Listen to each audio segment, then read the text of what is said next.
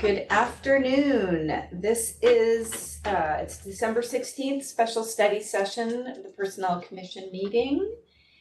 And roll call. All of our commissioners are in attendance. And I think we have some people out there as well. Okay, 2.01, roll call, just did that. 2.02, order of business. I think we can probably keep things the way they are. Yes. Everything okay? That's for me. All right. 2.03, correspondence received. Let me just double check to make sure. I did get some emails today, but I don't know if any of them were for public comment. I do not have any at this time. Okay, great. 2.04. This is a opportunity for individuals to address the commission. And is there anybody who would like to address the commission either in person or out on Zoom? I would like to address the commission. Sure, let me just get a little timer started, so go 3 minutes.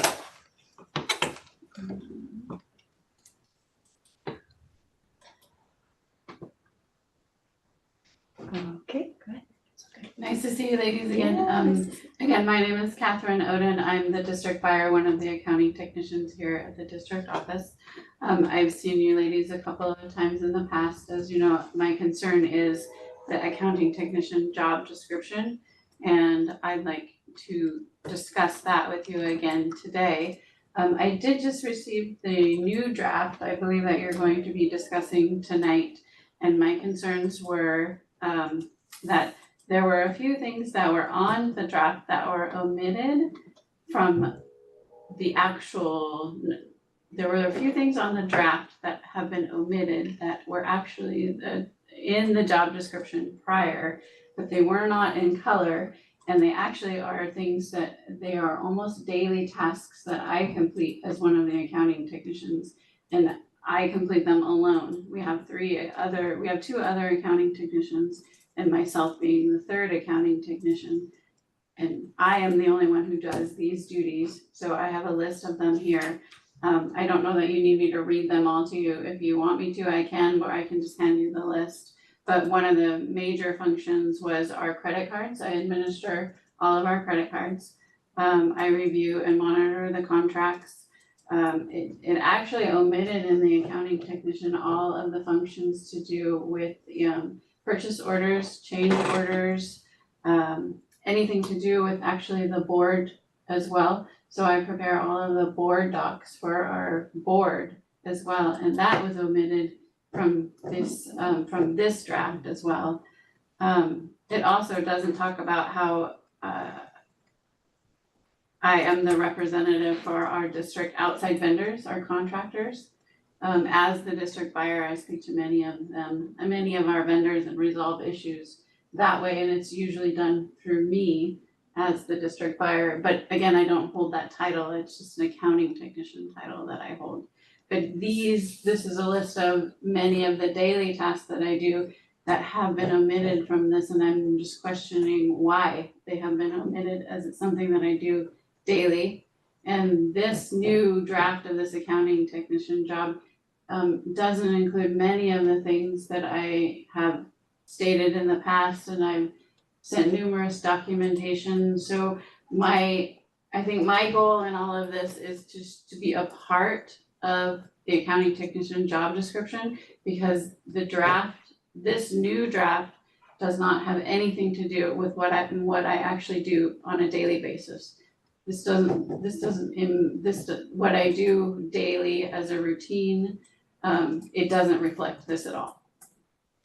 And so my goal is to clarify my Sorry, desk. that's at 3 minutes, so I'm gonna go ahead and stop public comment there. Can I give these documents? Yeah, absolutely. I'll take them and I'll share them with you. See. Great, Thank you. thank you very much. All right, anybody else out there who would like to address the commission? Yes, Yeah, I will. hi. Yep, go ahead. You go first. Yep. Oh, okay. I'm Carrie Trujillo. I'm the principal secretary at Los Osos Middle School. And I was reviewing our new job classification as well. I noticed the change of the title, which is appreciated. Thank you. That was nice. However, there is an item that was omitted from our job classification, and under it was registrar in parentheses, and then it was saying maintain a complete record of site keys or oversee the coordination of record keeping for site keys, monitor issuance and return of keys in order. That is a task that is assigned to my desk, and I know the principal secretary at Morro Bay High School, and I believe at Laguna as well. I do know that I'm not sure why, but the registrar at San Luis High School is the person that handles and monitors the site keys for that site. Okay, thank you. Thank you very much. Is there someone else out there who? Yeah. Hi, I'm Rob from SEIU. Just wanted to give the monthly update. Is this the right section to do that? No, that would be the next section, Rob. You're Okay, close. sorry. I apologize. Oh, How about anybody else out there for public comment? Okay, hearing none, we will move on to 2.05 oral reports. And this is the time that you can hop on. So we're going to start with our union representatives. well, I need to be a gentleman and let April go ahead of me, though. So, otherwise, she'll punish me somehow. No, Rob, no, you definitely can go first if you would like. Oh, good. Here we go. All right. So let's see. Update from SEIU. I continue to do outreach to all of our members and also to non-members. Last month, I volunteered on Pizza Day, got to go work at the high school. And so the wonderful staff up there, and they all are working very hard, including the custodial and maintenance. They're all part of a team. Just wanted to let the Personnel Commission know about that. Let's see. Our team is still working on our initial proposal, and we have a quarterly meeting this Friday with Greg and Rachel just to talk about other items unrelated to our bargaining. And then my final thought was I wanted to say thank you to Rachel and her staff for putting together all these job classification. It was a huge project, and they did a wonderful job. So I just want to say thank you. Okay, there we go. Thanks, Rob. Yep. All right, April. Okay, I'm gonna say, oh, yay, there I am. Thank you so much, Rob, for introducing me. April Stover, CSCA president, chapter 89. I'm just going to make this brief because I know it's a long meeting for everybody. Since we last met, we've continued our Monday morning listening sessions with elementary sites. That's been extremely beneficial, and kind of bridging that gap between the whole, because we're so spread out, so it's nice to kind of bring everybody together. We did just have our chapter, not elections, because everybody ran unopposed. So we do have our new executive board for the 2025 school year for CSCA, which is will continue to be president for one more year. Carissa Kluver will be coming on as vice president. Judy Stagnoli will be our treasurer, and Nancy Bray will be our chapter secretary. So just to let you guys know that. And then, yeah, we met with Rachel this last Friday. That was just so great. I just love that Rachel has kept us all involved in this process to make sure that everything is being done with fidelity and transparency and clarity, and just making sure we get this right this go around. That's been hugely just beneficial, and I really appreciate it, and I know our membership appreciates it as well. Aside from that, we've been meeting with Greg regularly as well, and I think that's been a nice transition from Dan to meeting with Greg, and I think we're getting a lot accomplished. So that is all I have for this report. Great, Thank you, April. You're welcome. Okay, staff reports. All right, so we've been busy bees since we saw you last. Obviously, we've been putting the final touches on the first draft for the job descriptions that you guys are going to be reviewing today. We did want to make sure that we met with each of the union partners, so we did. We met on Friday in the morning with CSEI, we met in the afternoon with SEIU, and went line by line and item by item, MQs, education, really was, I would like to return the appreciation to our union partners. It was so collaborative, so helpful. Always good to get an extra set of eyes. I'm not a company of 20, I'm just one guy, so I'm definitely gonna miss some stuff here and there. And they were really great in collaborating and looking at things through different lenses. And so I spent the weekend making the union validation draft revision so that we could present all the finalized stuff to you guys today. Pieces were shared out with employees as first drafts became ready. We sent them out in mass this morning, letting everybody know that they were going to be heard for first reading today. And the communication clarifying to, and we sent it out in mass to the people that I interviewed, just to clarify. So the people that I interviewed and letting them know, we're not deciding anything today, nothing's being voted on, there's no action being taken place today. This is just our first review. We're gonna look through it, we're gonna see if there's other things to see, and then we'll be doing a second reading in the coming weeks to actually adopt if appropriate and approved, and if everything looks good and tidy by that timeline. So lots of work. Really appreciate the MQ revision. So I worked closely with our team. We will go through it in the presentation here in our next item, but Elisa Radier, classified technician, Lupe Segura, putting these packets together, coordinating this meeting, just really all around it's been very busy, and many hands make light work. So everybody's been especially helpful. And brainstorming. I'd like to thank Dr. Puccia, going through all of these things. He said I'm just one little brain, so being able to go through each of these and the dynamic and relationship that he's fostered with our union partners has really set a positive tone. So overall, it's been fantastic and really collaborative, and I really appreciate all the effort that's gone into it from many avenues, because it has definitely been multiple people involved. And as far as other staff reports going, vacancies are looking good, positions are filled, our staff is working hard. We're gearing up for the end of the year. We did have to make some corrections to internal documents for work calendars, but the girls have been just chugging away and getting stuff done. We're in a season where we're focusing on process and tightening things up. So Dr. Puccia has really led that initiative and making sure that our processes are tightened and clear. So we're working through our recruitment processes right now, which we'll also kind of touch base on in our next item. But our recruitment processes, making sure that everything's clean, how we're going to onboard, all of that clean, dot the I's, cross the T's stuff is what we're focusing on in this season as we do all our many other things. So lots of work going all the way around for our team.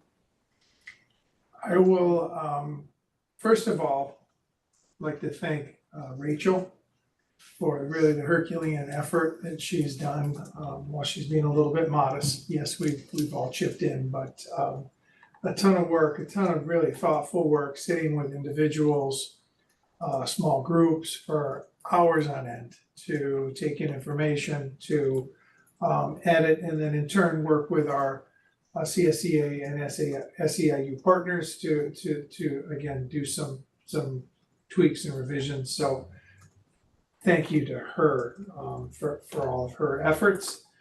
As she said, we've spent a lot of time this fall, me getting to know the team getting to know me, looking at systems and structures, and so we've set to do a little bit of, well, a little bit, actually quite a bit of departmental reorganization, just kind of streamlining people's respective tasks and the things that they oversee, and trying to make that as efficient as possible, and in turn trying to make it as easy for people across the district to know, oh, if I've got a problem with this is who I I reach out to. So as we finalize our reorganization in January, we'll be communicating out everybody's new areas of focus. So that's looking forward to that. And then just our internal processes as we start to look for recruitment for the 25-26 school year. I'm not sure if it was mentioned at the previous meeting, but congratulations to Ms. Iwan, who was appointed as the board's representative to the Personnel Commission for an additional term. So they were very grateful, very excited that you were willing to continue, and very grateful for your efforts here with the team. So thank you to you very much. And then finally, thanks to Rob from SEIU and April from CSEA for their open welcome to me and their continued collaboration. It's been really helpful to sit with them on a near monthly basis under the guise of labor relations, but just to talk through things and get me up to speed as we gear up for our bargaining here in the spring with all three of our associations. So a lot of stuff has happened up to this point, and a lot of stuff will happen in the spring. But so it's been a good first half of the year for me. So thank you. Great. Thank you. All right, commissioners, anybody have anything to report? No, I do not as well. So, all right, we can move on to 2.06, a first reading, the revision to classification specifications. All right, so I'm just gonna read out this item and then we can get into the presentation materials. So since May of 2024, the HR analyst has been tasked with conducting a review of the current classification specifications for positions that are represented by the classified union partners. This review included 66 classification revisions that will be reviewed during the study session.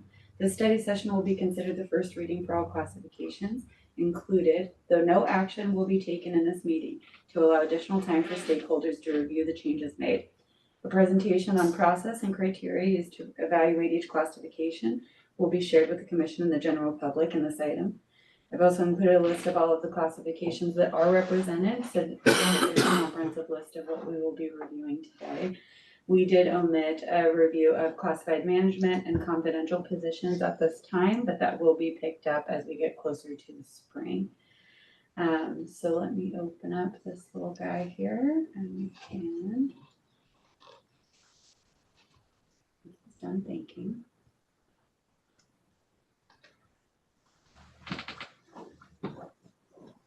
Okay, so I figured it would be helpful to do a quick recap of how we got to where we're at before we dive into these, so you know the context that we're looking at these reviews under.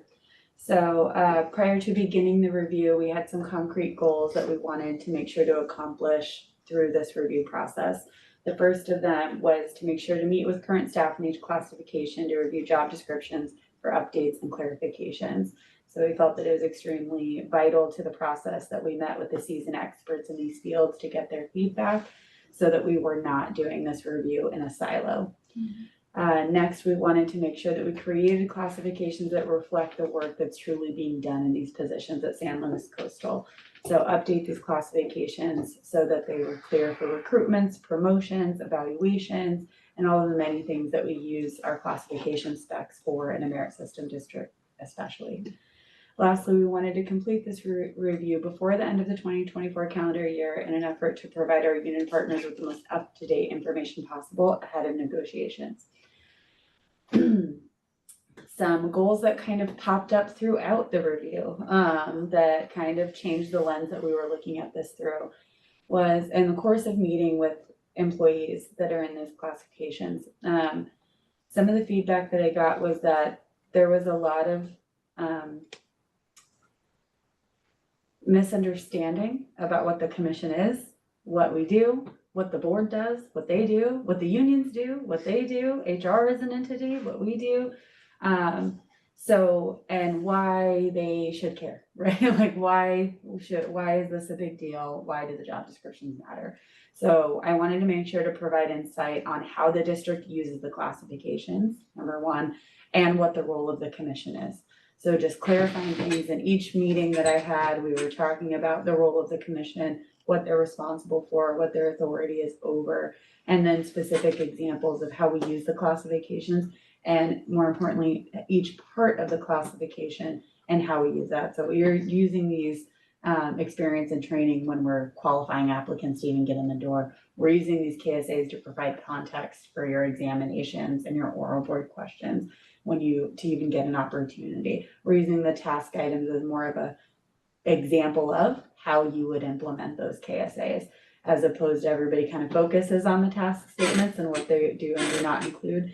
And really, for HR, for merit, the KSAs are the more important part of the job description. And those task statements are just examples of how those KSAs are used. So that was always an interesting dialogue in these meetings, and getting that mutual understanding of where the foundation is so that we can work towards that in the rest of our interview. We also wanted to evaluate and provide clarity on the internal equity and relationships between classifications in this job family, or in each job family. This came up in almost every classification interview that I had, primarily in the ones that were in a series, right? So custodian 1, custodian 2, crew chief, who does what, who reports to who, is he my supervisor then, who's evaluating me? What does that mean? What does our hierarchy mean? Why is there a difference between a food service worker 1 and a food service worker 2? What is the difference between our para 2 and our para 3? And the more some departments, like I'll give a lot of credit again to Mr. Bonner and his department, our custodians knew exactly what it was, right? I'd go out there, it was clean, they all understood, they knew what the roles were, and it was very, very fluid. Our para-educator series, everybody had an understanding, maybe not necessarily the same understanding of what those differences in classifications were. So trying to make those more finite, more concrete, and establishing what those hierarchy and workflow charts look like for each job family. And then lastly, but maybe most importantly, review the obstacles to employment that are in place at San Luis Coastal, and how our classifications are either contributing or detracting from our overall goal to employ the most qualified staff while nurturing a culture of care and embracing inclusivity. So throughout this process, I met with so many wonderful employees in the district, and as you guys know, we've talked about before, our food service worker, how we reevaluated that classification for inclusivity, and we're able to bring on some subs and have done that work long term.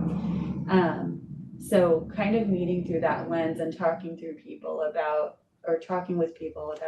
their process to onboarding, their process to employment, how represented they felt, how likely they were to recommend employment to the people in their lives and around them, how represented they felt, and seeing if our classification language was leaning to that or detracting from that goal, so that we can increase our recruitment efforts and make sure that we're honoring what our mission statement is in every way that is conceivable. So in order to do those things, we started with step 1, so our classification interviews. I met with over 198 people in total in the last couple months, and got some really great experiences. Cannot stress how grateful I am for this experience. I got to meet people that I would never have otherwise had a reason to overlap with, most likely, and got some really great information out of those things. We created the first draft based on the employee feedback exclusively, so kind of incorporating just a little bit of everything that I heard from them, as long as it was appropriate to classification and met all the criteria for that job spec, and reviewed those first drafts with our staff. Then this little middle step kind of got added in fairly early on, but in an effort to make sure that we were looking at things with an inclusive mindset, I performed a DEI audit. So as most of you guys know, I also, in my other part of my life, serve on the executive board for CODES, who administers our examinations and does our exams, interview questions, oral board questions, things like that. So we've been entertaining proprietary software through CODES so that we can evaluate by unconscious bias in the language. So I volunteered us to kind of run our classifications through this system and see what language it recommended. So we didn't let it automatically choose anything. We didn't let it decide autonomously what should and should not be included, but it would just highlight things. Hey, just so you know, this word might be, exclusionary to this certain group. So we took it, we evaluated the recommendations and then made determinations appropriately. We also did the supervisor validation. So I met with all of the supervisors for these different job families and went line by line, each job description. This is the feedback that I got from employees. This is what they said. This is what they said they don't do and they do. And what do you think of it? And got really constructive feedback from our supervisors. A lot of it is also kind of an education session as well. As we talked about before, sometimes they're like, yeah, no, I always have Greg do that, but he's just the best at it. No, I'm not gonna add it into the job description because Greg actually never should have been doing that. So now you're gonna have Jen do that because that's who does that for you. But that now we have that shared understanding and just collaborating through things. And sometimes I'm just giving us a lens. A lot of times our employees were being humble and maybe not including things that they do all the time. And so our supervisors were really great at that too. Like, oh, Jen really undersold it. Actually, she does. She's not supporting. She's doing it. She's doing all these things. So they were super helpful in our operating words and things like that.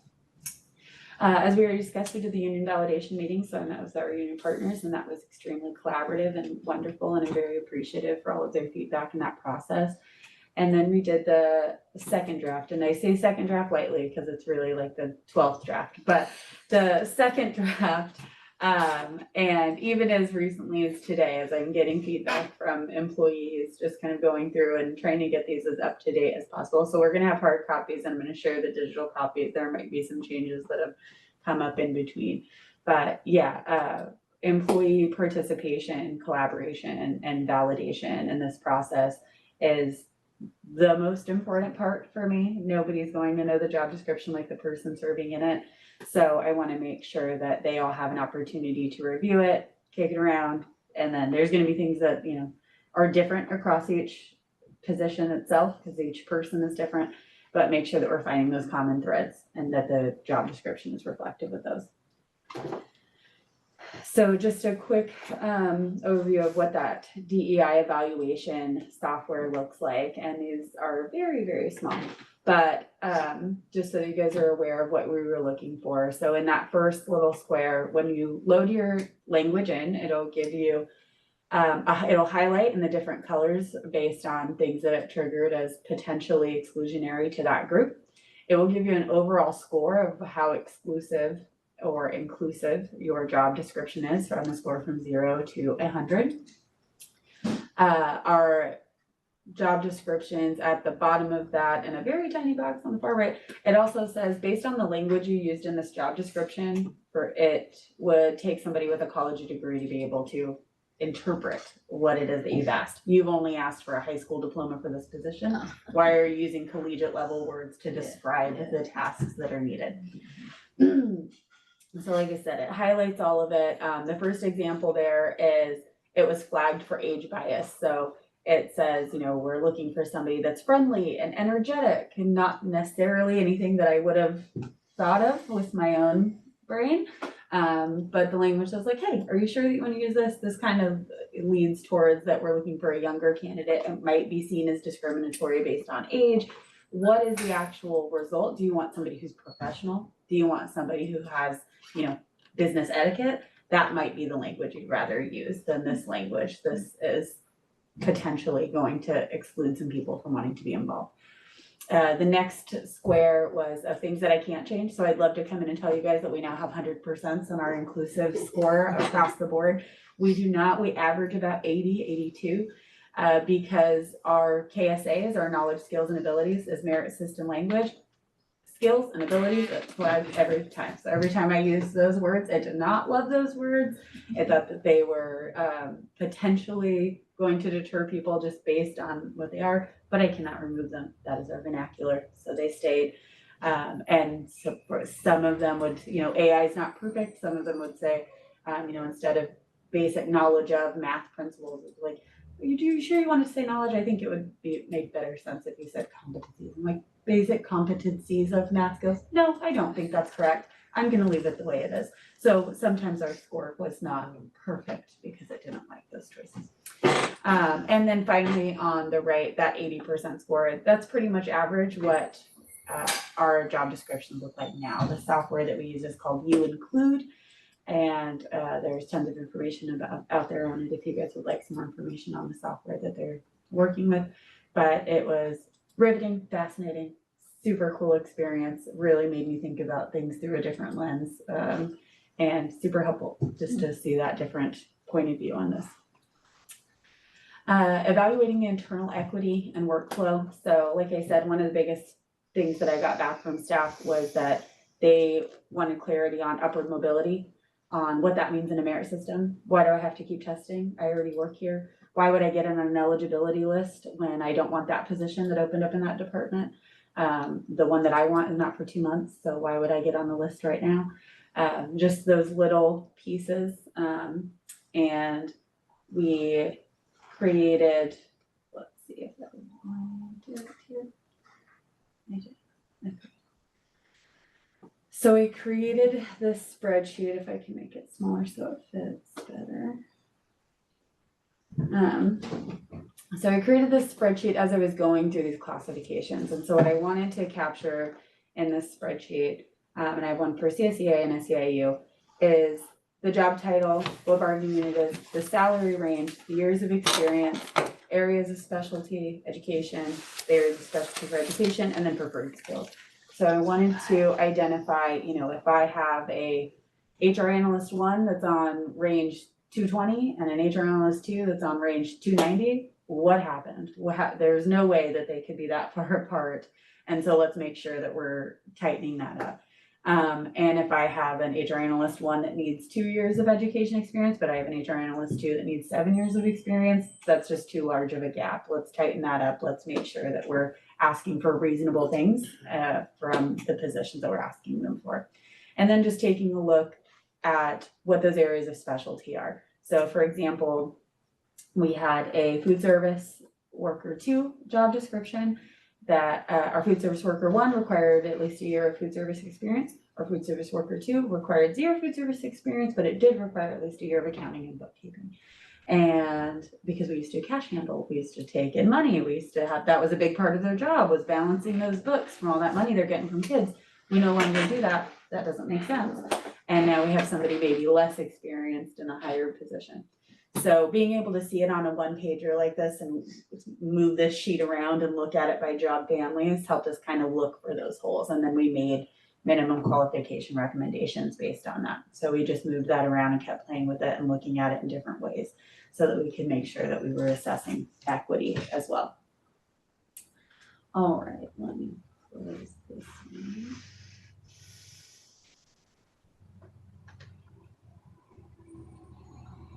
All right, and then I just created these workflow charts so that I could use them as communication tools with our staff, but also it was a good visual representation as I was looking at those internal equity pieces to just see what they mean. BGT is obviously crazy. They got a lot of stuff going on over there. Our food nutrition services and our clerical workflow.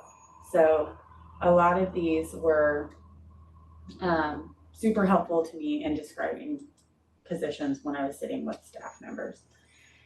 And so we reviewed all of them with their level of supervision, their relationship to their other classifications, the minimum qualifications. We reviewed the years of experience, education, and especially those preferred knowledge, skills, and abilities, because those determine whether they can start at a higher step.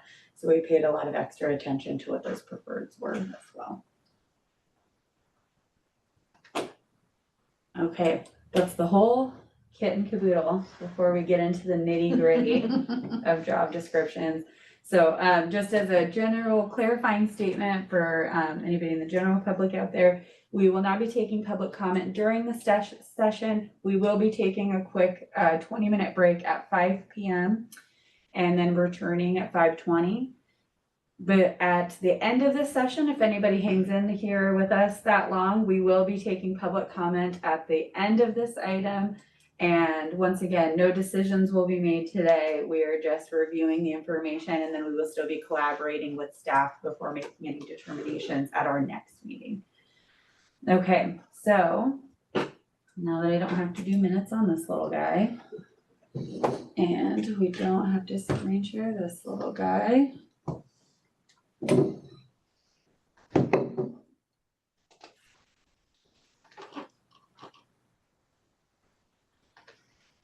Now they can see us in all of our glory. Okay, so I'm gonna just start passing around some of these job descriptions. Where do you wanna start? I'm just at the top. Light in here, Rachel. Yeah, let me turn it on for a minute. Sorry, I sit in a cave most of the day, so I forget that most people live late. Just helps. Make sure eyes are Part of the one whole packet, right? Part of it was left. Are we each getting one whole packet, correct? Yes, they're each getting one Yeah. whole packet. Oh, sorry. No, you're good. Sorry. You're good, and I'm gonna, I don't know where I closed mine, because I need a digital copy.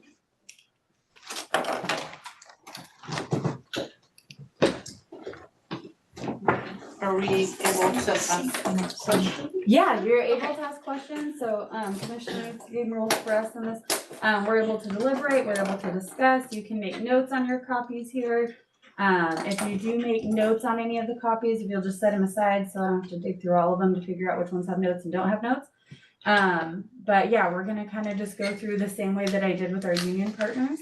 So hang in there with us, union partners, you already did this just not that long ago, but we're gonna just go kind of line by line and talk about the things that were included, excluded, any changes that were made to the structure and integrity of the job description.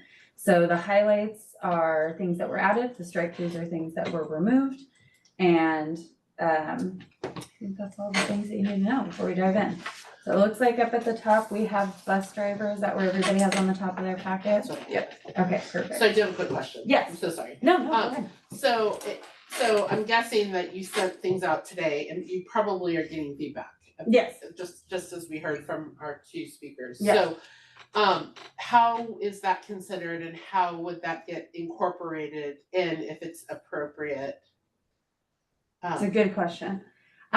So anything as, even for this first review, anything that changes the rating of complexity, liability, responsibility, or supervision was re-delegated to another position in a higher classification if it would have moved their comps. Because nobody is eligible for reclassification at this time, we're not going to just write in things and then not pay people for it. We're going to redistribute those tasks. So that was a huge part of what supervisor validation meetings were. So even the feedback that I'm getting today, if it is appropriate to the classification, wouldn't move that specific needle, then I'm happy to incorporate it, and it would be shown to you guys in the second reading as amendments, because it's not changing anything structural. So they can be made in between now and then. If it does change the structural and those comps and those things, or if it is too specific to one position in that classification, as opposed to the broad responsibilities of that classification as a whole, then that's something that has to wait until October 2025, because maybe that needs to be called out. But if it is just, if I have 40 people doing the job and one person is doing these very specialized tasks, if they're higher in complexity, liability, and responsibility, then I'm having a conversation with that manager that those need to be redistributed. And in October 2025, if that is a need that manager has, then they're welcome to create that position and we can explore those things. But nobody should be working outside of their current classification. And if it's something that would qualify as more than an amendment for you guys to review, because amendments really only have to be heard one time, but we're just in an abundance of caution going through this formal process. If it's something that would not qualify as an amendment, then I'm not putting it in the classification study this time. And it's on a list that I'm keeping with supervisors of things I'm gonna follow back up with them on. So I'll throw Jeremy under the bus. So I have a list with Jeremy, he'll be my example. I had some feedback from my meetings with that staff in IS&T. Jeremy and I sat together at a list of things like, is this truly something that they're doing? Is this something that's going on? And he confirmed, and I was like, okay, not anymore. That ends right now. Here's the people that can do it, or you can do it. And I'm gonna follow back up, and so I'm gonna come back out and just sit with staff and, how's that going? You're not still doing that, right? Like, if I asked for that report, whose name would be on it? And just ensuring that that accountability is there to make sure that when October 2025 comes around, if he would like to create a classification so that somebody can do that, that's up to him, and that's up to our regular approval processes and things like that. But for the time being, nobody should be doing anything they are not paid to do. So in this case, just, so it was on the things that she described were on, when she said the first draft, which you're saying there were like 12 drafts in between. Right. So they got dropped off at a certain point for the So reasons that you just described, that it was too specific? yes, some of them just got reworded in a different way. So we also wanted to make sure, like we said, each task is not gonna be included in these job descriptions. Right. There's no way to do it. Sure. This would be one job description, this packet that we have. But the knowledge, skills, and ability section you'll see as we go through all of these, has been expanded quite okay. significantly. Because that's what's important, is the knowledge skill. We wanna set people up for a success. If you have these knowledge, skills, and abilities, I can teach you how to do these various tasks. Mhm. But you have to come with these things if we're gonna set you up to be successful in the position. So some of it was included there, and some people don't necessarily know that that's where they're looking for that type of task. Some of them are specific to a position that no longer exists, our buyer position. That classification was dissolved for a reason. So that it's not relevant and not broadly applicable to the account technician classification, which is what we're reviewing. And then there are some tasks that need to be reabsorbed in other areas in that department. So yes, a little bit of all A of little those bit, things. so in this particular, I'm just trying to understand, so in this particular case, it sounded like there are 3 people that do this job. There's 5 total in the 5, district. okay, and so she's saying that she also does these other tasks, Correct. but you're saying that these other tasks really should be distributed amongst all 5 of them? And If it was gonna be incorporated into the job description and Yeah. didn't change their complexity scores, Okay. liability, responsibility, then yes, it would need to be distributed between all of them. Okay. If it's just one individual doing those tasks in isolation, it's not changing the classification specs, it's having a conversation with that department's lead to say, this is outside of this classification. Right. Okay. So you can either do an out of class if you need this person to continue doing it, you can absorb them, what are regular options for how you would do those things. But a lot of the conversations I've had with employee feedback is that, they, like I said, the employees look at the task statements. Mhm. And so they're looking there and it's like, oh, but I told you, I run reports for attendance and I run reports for, maintenance as well. I'm like, it just says run reports, like it's the same KSAs to do it. Right. It's not gonna capture each individual thing that happens. Right. Okay. But yes, and I did get some feedback from, some email feedback from both of the people that presented at public comment, so I'll circle back, and follow up with them. I spoke with April this afternoon, I spoke with Rob on Friday. At the end of the session, when we talked about our next date, we'd originally talked about January 6th. We'd like to push it a little further so that people aren't scrambling to look at these things over the break.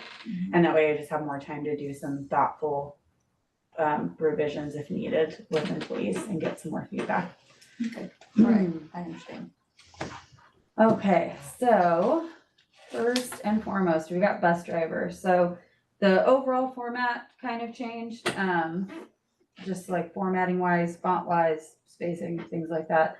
But the purpose of position statement, the feedback that I got from this classification was that the previous version just kind of was like, we pull up to our stop, we open the door, we get to our next stop, we open the door and let kids off, and that's my job. So they wanted to make sure that we included ensuring the safe transportation and supervision of students while under their care. They wanted to elaborate that on a little bit further. I also removed special help from that statement. They felt like it was an exclusionary statement, and so we changed that to additional support there at the end of that strike through. And we removed the perform related duties assigned from all of the purpose statements. That goes at the end of the task statements. And so we just removed that up there, and then we modified the language as we get down there. The next addition that they wanted to make sure was on there in that culture of care thread was ensure that any TK or kinder student is released to a previously listed and approved individual at each stop as applicable. So our TKers don't just get off the bus and start walking home. They have to be released to an adult. It's on an approved list. It can sometimes be contentious. Sometimes it's like, I'm the aunt and I'm here. They didn't tell me. I didn't get on the list. So they wanted to make sure that that was reflected, that it is more than just opening and closing those doors, especially for our littles. The rest of it was pretty clean. We didn't have any major issues. As we get to the bottom here, so you'll see 2 standard task statements that have been added to all of our classification. The first one being all staff are expected to perform other related duties as assigned by their supervisor. These duties include tasks that are related to the skills, knowledge, and abilities of the primary position. So this is replacing our perform other duties and or in other classifications related duties as assigned to clarify that, if we don't have it, then employees can abuse it and say it's not specifically called out on my job description. So I'm not going to do it. If we do have it and it's too broad, then it can be abused for management and they can be like, well, I know you're the secretary, but the bus driver called in, so hop in and go pick up some kids today. So we wanted to make sure that it was as related to the KSAs of the primary position. The second standard statement that you'll see in all of our classifications really came from our maintenance department. And this states all district positions are responsible for assisting in the general supervision of students during school hours. So my electricians kind of brought this to the forefront of my brain, and then it was hammered in again and again through all of my non-instructional based position interviews of a big thing that they see in turnover of people that are coming from private sector, especially in maintenance. These guys were journeymen, they're out there used to a work site, different environment that they become accustomed to in their work. And so they don't necessarily know to expect that, if you're on a school site and you're repairing something that you're gonna have second graders like, can I play with your drill? Can I climb on your ladder? Can I help you? And that you are responsible for making sure that they're safe and not touching your tools, and that you're being responsible, that you're working with kiddos even when you're not directly working with kiddos. So we included that statement for everybody so that we're all aware. The knowledge, skills, and abilities section. So interestingly, we did not have a KSA on our bus driver classification. So we did, it looks like some KSAs were written into the physical demands and working conditions, and the language was good. I didn't mind it, so I let those be, but they're not comprehensive. So we went ahead and really spelled this out, and it also is helpful when we're creating those tests and those oral board questions when the KSAs are really specifically broken out into which one is which, and it helps us delineate the level of complexity and things for each of the questions. So I won't read you guys each word in all of these as we go through, but feel free to take a few minutes and just kind of review it and let me know when you're ready to move into experience and training.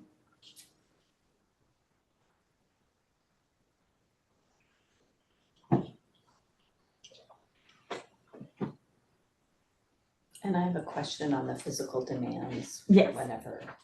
Yeah, go ahead. Well, can you refresh my memory on how we come up with the weight? Yes, so how we come up with the weight is I first start with generally asking them, what would you, this is what it currently says, does that sound about right? Does that sound a little more, a little less? And they'll say yes or no. Either way, I ask them, so like, what is the heaviest thing that you typically move on a regular basis? And so, for example, my bus drivers were telling me that they have their cargo cart, so they have to, it has all their little maintenance tools and all their things, and they have to take it out and they can move it to their bus, and they have this thing. So it's like, okay, so low cargo carts, what's in there, what's included, and they'll give me examples. And I reached out to Philip Tarver and was like, hey, can you tell me what the weight, what the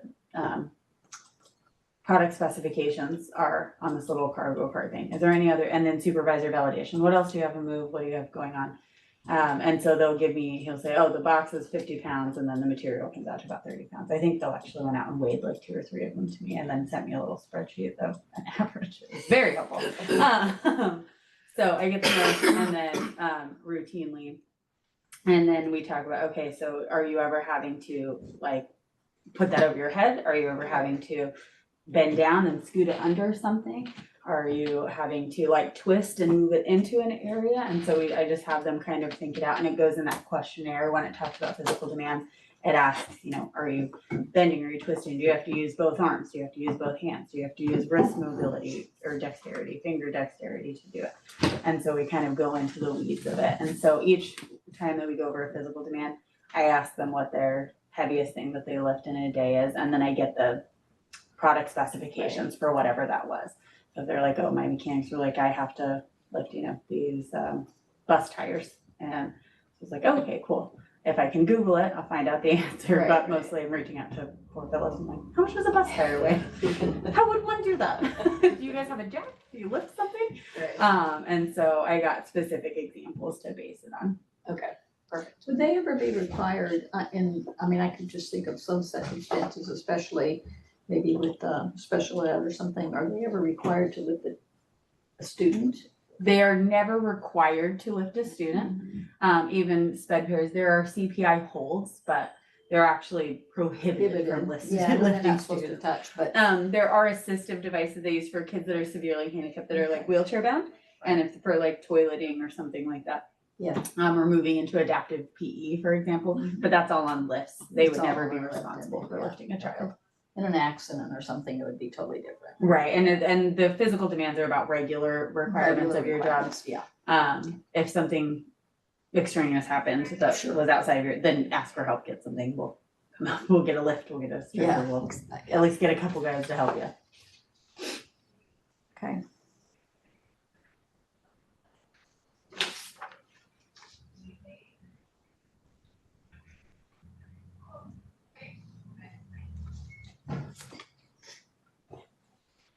Anybody have any questions on the I'm KSAs? still kind of reading it. Keep reading, I'll be okay.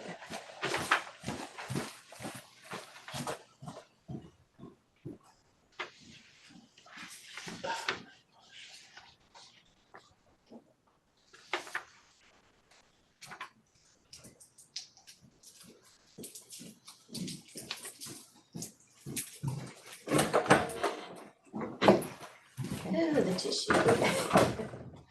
I have boxes everywhere right now. Does she want one or? Sorry, I'm sorry, it's not a cookie, it's what's it called? It's a paseo. I will later. I would Yeah. love one, yes. Okay.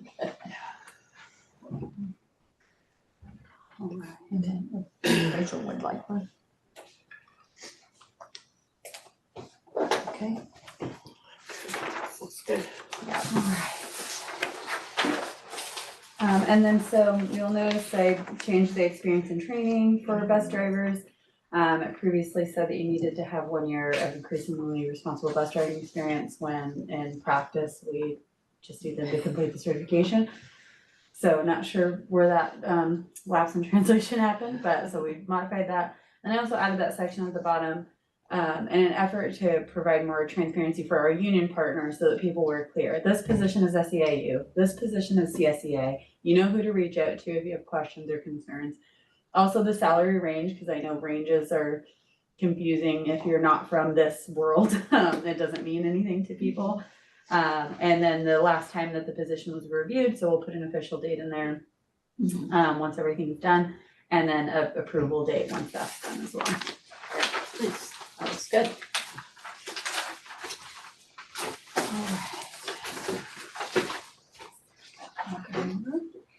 All right, the next one is gonna look pretty similar to the last one because this is our bus driver and operation service worker position. So, same things up at the top, the responsible, and safe transportation and additional support. I'll let you guys read through the whole thing and just give you some contextual notes. As you get through some of the strike throughs, so what our bus driver operation service worker position was designed for was bus drivers that wanted 8 hours a day and finding some extra things to get them some more hours. We have 2 on staff at the moment. Bus drivers have pretty much become full-time because they were doing lots of things now. But prior to that situation existing, this kind of became a catch-all position. So in supervisor validation, I had to have lots of negotiation around it can't just be everything. It cannot just be a bus driver and then when they're done, whatever we need, grounds, landscaping, custodial, maintenance. Wax and buffalo floors. Right, yeah, it's like there Yeah. has to be some ground rules Yeah. here for what this position cannot do. Principal, secretary. Right, yeah, come on in, sign some evaluations, do some formal discipline, whatever it is. So we really went through and talked about like what is the highest need and what are things that are dangerous to have somebody do that is not qualified. So custodial, mixing and combining chemicals for cleaning, they have to go through training, they have to go through certification. We have our own things that we do for our custodians. So if we're not requiring them to do that, they cannot do this. And then what is already what is already being done by another classification that now this is kind of overlapping. And so, so we talked about those things and all the redactions that you see throughout the rest of the job descriptions are things that we, after much conversation, agreed are not appropriate to have the operations service work. Do they clean the buses and do they do some, is that included in? It's the maintenance of their vehicle is included. Okay. But really it was like they were driving their route and then afterwards they have like, it's not like 30 minutes to kill, it's like 2.5 hours to kill, you know, to make sure that they get their full 8 hours. So it felt like each time that something came up, they just threw it in the job description so that it was also there, but it just got wildly broad. Yeah. So I do notice that there's a bunch of maintenance of Yeah. like pruning shrubs, but it does talk about mix and applying pesticides, herbicides and growth. Oh, thank you. I did not see that one on here. So Take that out. Actually, I'm gonna edit the draft as we go through because I'll just make it. Is that on page 2? Where is That's that? yes, page 2, it talks about ground maintenance Oh, and there we go, yeah. mowing, edging, weed control. Oh, I Yes, see. the mowing, edging, weed control, we talked about, that this is the same responsibilities as like a ground worker 1, which requires no additional training. There's no specialized certification for it. They're able to, the lifting requirements are the same for the equipment. The, tool requirements were the same as like their maintenance tools. It was just different, you know, a hedger instead. So they were appropriately trained to do entry level custodial or groundwork. And what about cut and remove fallen trees? No, that one is not there. Okay, Let's get that one out. okay, Then you take into account their weight limitation Yes, in terms of these like assisted moving, arranging and all that. Yes. That's all taken into account, okay.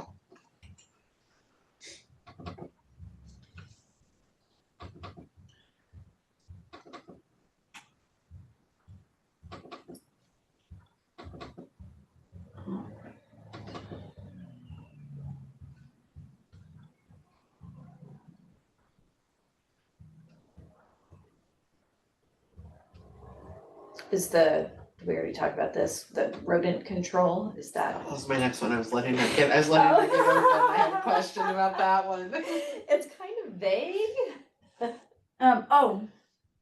we didn't, I don't know that it should be maybe called rodent control. The way that they explains to me is like we had like, termites, like even in our little HR office. Yeah. And so they come and do the light treatment, like they're not the ones doing the chemicals, they're not like climbing into rafters or anything, but they'll do like the light treatment for the termites, they'll come in and do the ant traps and things like that. So maybe pest Pest control. control. Where are you seeing that? That is, Am I missing it? It's the fifth one up from the bottom, on page 2. Oh, I see it. Right in here. right here, Yeah. these. See, I wouldn't really want to do that if I didn't know what I was doing. Well, they don't try to. They'll, yeah, and it's Yeah. not the chemicals and Yeah, stuff, yeah. it's. Yeah. I mean, a lot of these things do require some degree of expertise, I think. Would you know how to reseed, resod and mark lines and all that if you had done it before? I wouldn't know how to. Well, they're working under the direction of the Yeah, under senior grounds somebody's worker, the direction, field okay. maintenance worker, whoever it may be. They're just Maybe supporting. it should, some of these things should say under the supervision of somebody, or does it say that somewhere? Yes, And it does say up here, after receiving necessary training. okay, Yeah, good. it says So right up yes, there at the top. Okay, good, all right, that helps. Yeah.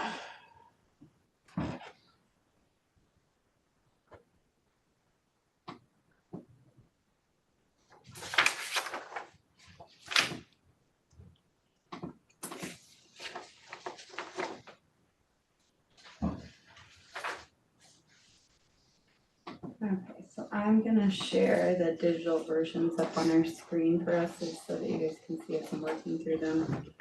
And see if there's any changes.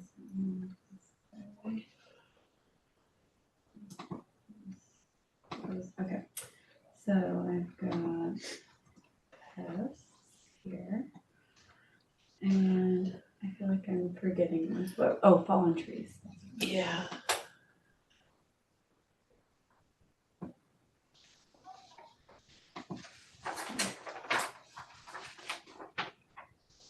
Did you get the mix and applied pesticides one? Did you Yes. do that one? Okay, sorry. Let's see that. Yes, this one here. I'll make this a little bit bigger. There we go.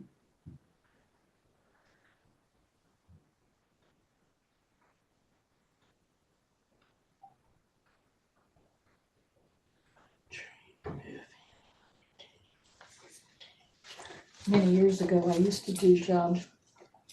I used to go out and do job assessment, to assess the requirements for a job. Physical requirements, I used to go and do that. There's a lot to it, Yeah. Yeah. there's a lot to it. You don't think about all the things that somebody does when.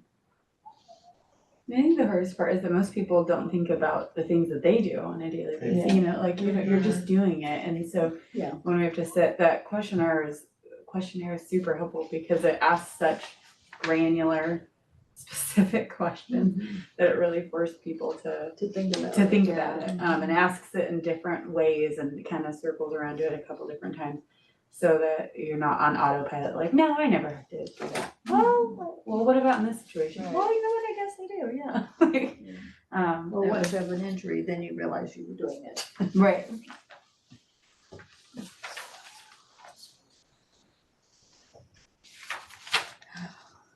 Are we on page 3 now?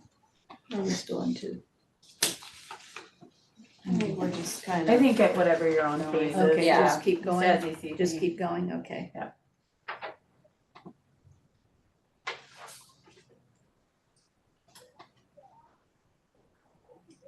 And you took out all this physical demands because it's repetitious? Yes, so I elaborated, Yeah. and the knowledge, skills, and mostly the abilities is Yeah. where you'll find. Right, most of it. okay.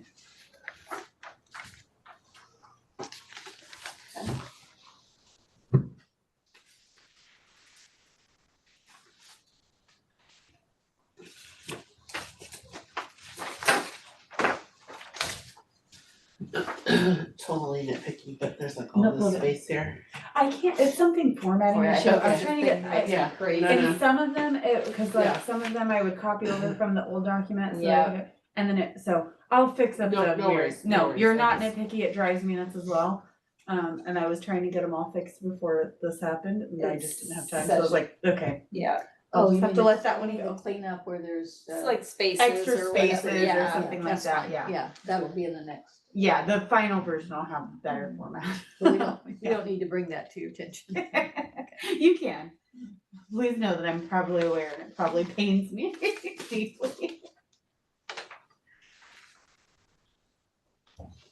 Right, that one looks good to me. I don't know if everybody's gone through it. The Yes. KSAs are all the same. I Yeah. mean, it's very similar because it's the Yep. same range and all that. Yep. Experience is the same and. Yep, if anything, it was just elaborating. Yeah. Or making, a lot of them was also making a more palatable presentation. Right. Some of them were just unnecessarily Right. complex.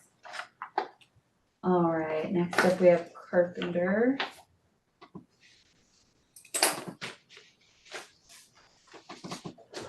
So in a carpenter, are they ever building something from scratch or is it always just maintenance? Because this is just saying well-maintained facilities. They're not building things from scratch like our measure people are doing. I mean, maybe they're creating, you know, like Tracy's Scaffolders. little Yeah, plexiglass COVID window thing. right, Our they're carpenter not, built that for these are not carpenters building something, No. because that's all infrastructure. They're not. Contracted out. Right. Yeah. okay. Yeah, infrastructure they're not doing from scratch. Well, it does say construct, design, Fabricate, repair, and like not but not, building the Yeah, yeah. infrastructure. Okay. Yeah. This is an installed doors, cabinets, shelving units, It wood says furniture, partition walls windows. and, yeah, Yeah, so like, Yeah. you have to fix Oh, I a see window what or you're something. saying, yeah. but it's not, they're not. Not building. They're not a new adding building. on They're a not adding on a ADU. building. Yeah, they're not doing anything that in depth.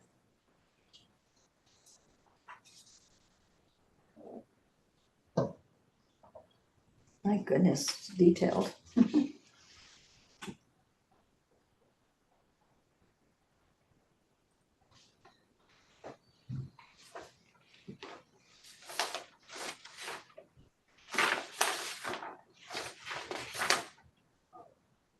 am I missing? There it is, sorry.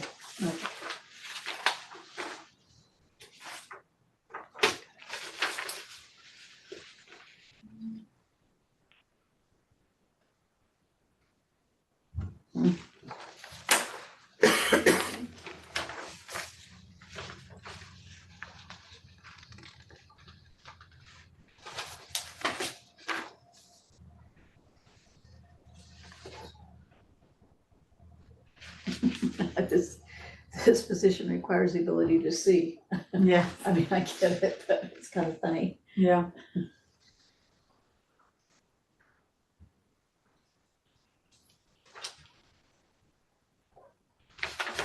Okay, any questions I had none. on that one?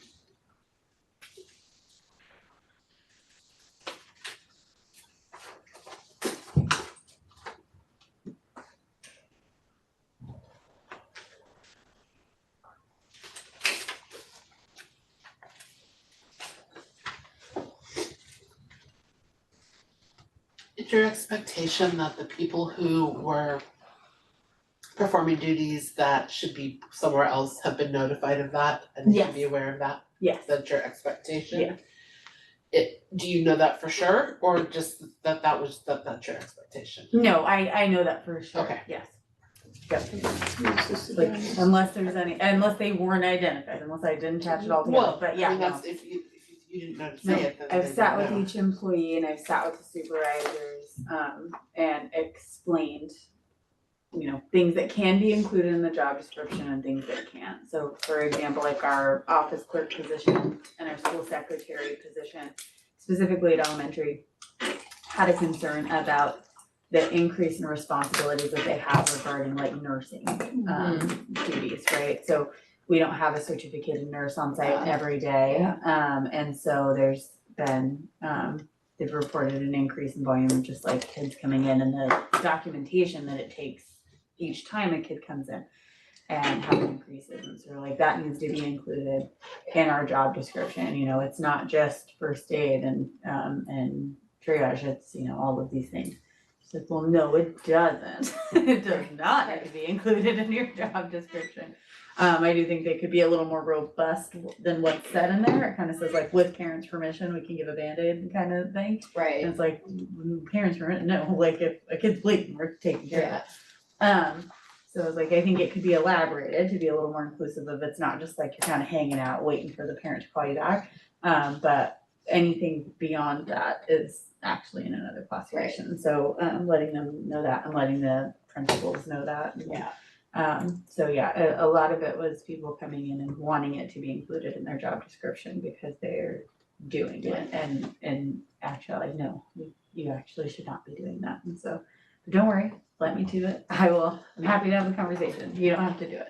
I have a question under carpenter knowledge. I'm just curious, I mean, I could maybe see why, but why do they have to be able to facilitate group discussions? They serve as a lead for all the skilled maintenance workers that are gonna be supporting them. Okay, that makes sense then. I'm just trying to think of the carpenters I know, Yeah. and I don't think they'd be able to. They do, they just speak their own language, Yeah, it's just it's one their of those own things, little yes, ghetto. their own little. Yeah. It's like when you get a bunch of payroll people together and they all Yeah, speak yeah, whatever yeah. system Or they're IT. using, yeah, Yeah. yeah, it's, just we're like, huh? My IT meetings were the dumbest that I felt in this whole Oh, thing. So, yeah. like, they'd list off things and I'm like, right, from the top, what is that? What's the next one? What's the other thing you said? Can you spell that please? Yeah. I was like, right, and I know you just explained it, but if you could explain it again, but with a Just lot dumb smaller it words, down. like, Yeah, maybe drop it down to like second grade? Yeah, Yeah. normally I would just nod and agree. It's like this time it's really important that I understand what you're saying.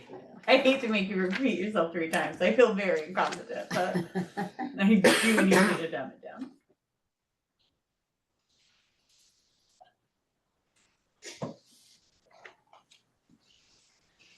Do we move on to crossing guards or are we still waiting? Sorry. Where are we? Oh, you're on the crossing guard. No, Are you if you're good? not ready, I'm ready for crossing guard. Oh, I just okay. finished carpenter. okay. All right. I just figured what didn't do us any good to go on Keep without going. each other Yeah, because if right. someone has a question, And then then we we're, gotta circle yeah. back, yeah. yeah, so. All right, crossing guard. So I have a question already. Perfect. So since they may provide first aid, do they get first aid CPR certified? They Okay. They are included. I don't know where I would see that, but I saw it under skills, but maybe it's under knowledge. It's a task statement. You're looking at may provide basic first aid. Is that what you're talking about? On cross Yeah, I guard. found the task, but then I was looking at where it says that they needed maybe experience in training.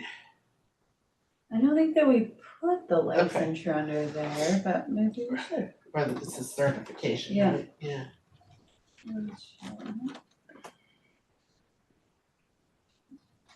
And what are they lifting up to 10 pounds? What are they lifting? I guess Sign. the signs. Yep. Oh, yep, okay. I was trying to picture. What's the 70 pounds occasionally? The 70 pounds occasionally is that they have our crossing guards also go in and help support the like playground supervisor people. So all those activities, sports equipment, materials, they're responsible for helping put those things away before Gotcha. they're done at the end. Only the people that are doing the afternoon, not the lunch crossing guard or morning crossing guard, but the afternoon crossing guards do.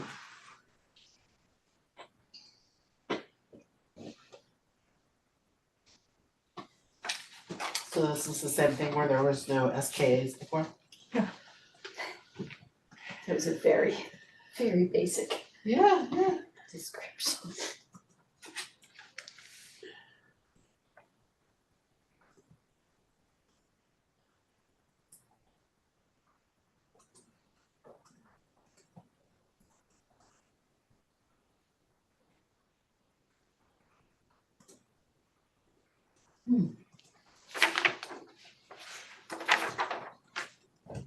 It does talk about problem solving, I guess it's vague enough to say it relates, I mean, I could see where they could get into some encounters with students, who don't wanna follow rules and that sort of thing, especially high school students, but I guess that covers it, huh?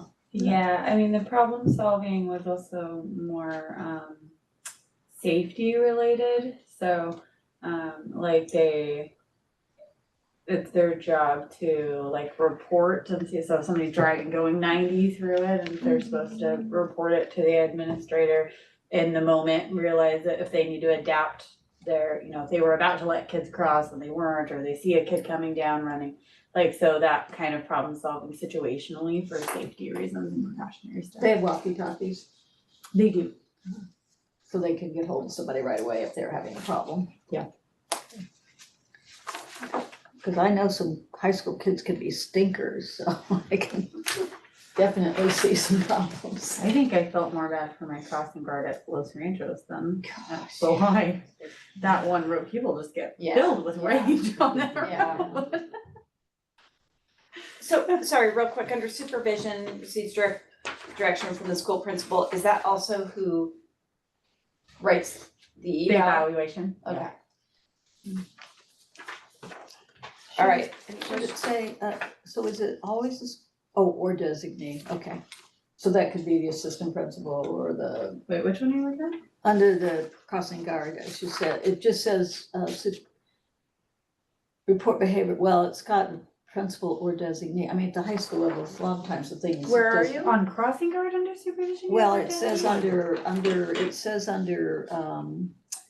report behavioral problems, that's what I'm looking at, to school principal or Oh, you're looking at a You're task, right. okay. Function. I was Alright, talking I was about like, did I? supervision. Yeah. Yeah, no, okay. I was doing, no, and the reason I'm asking Got it. that is because, you know, I would add under supervision or designee, because at the high school level, a lot of times it is not the principal that's doing this stuff, it's the assistant principal or the dean, well, I don't know if they have deans anymore, when I was there, We they don't had have deans, deans, but but we do have assistant principals, we could put or I think I designate. would Yeah. put in or designee, because it's not really always the principal. Okay, I'm ready to go to culinary if anybody else is. Okay.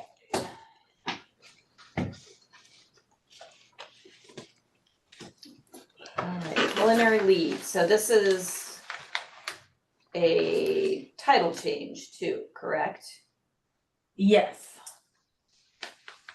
What was it before, it was Or was it this food was, service something or other? food service soup? No. no, this was our senior food service. Oh, this is your senior, okay. Oh, director of food service. okay. Or no, sorry. This culinary lead was our culinary lead 1 was our culinary lead. Culinary lead 2 was our senior. It's the food worker. service, Yes, Okay, yes, all of food service is gonna be changed into culinary. right? Gotcha. who's the nutrition coordinator? Nutrition, it's like our assistant director of food services. Okay.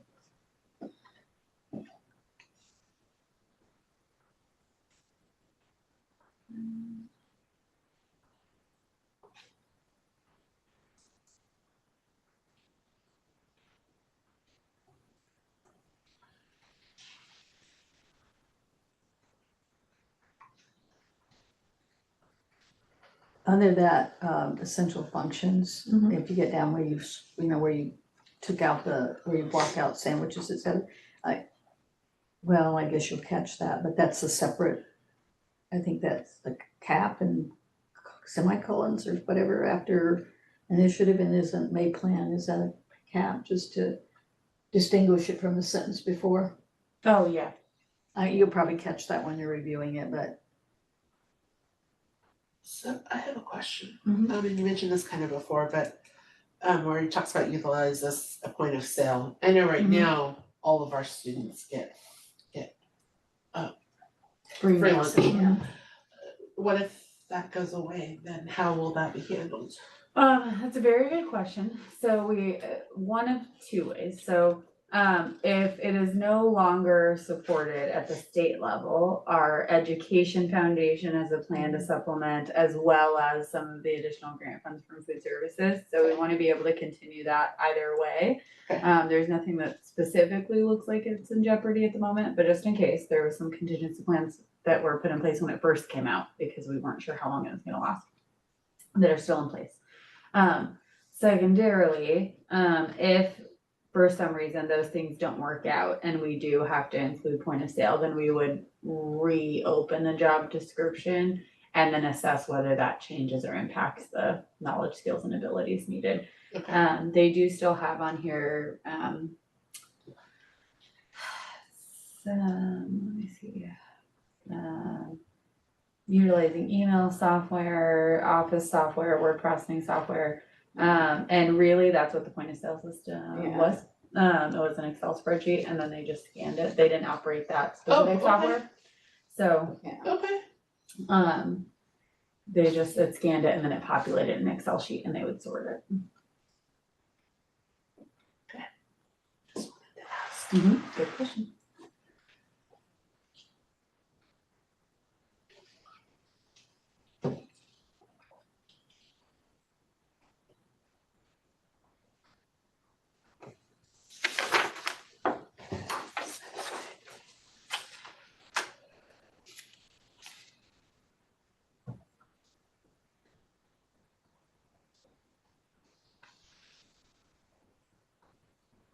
What do they do? It says dissemination of leftover meals. What do they do with those? It's fascinating that you ask. I did not know until I met with them.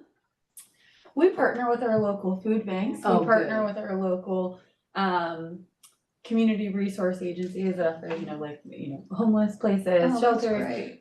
youth organizations.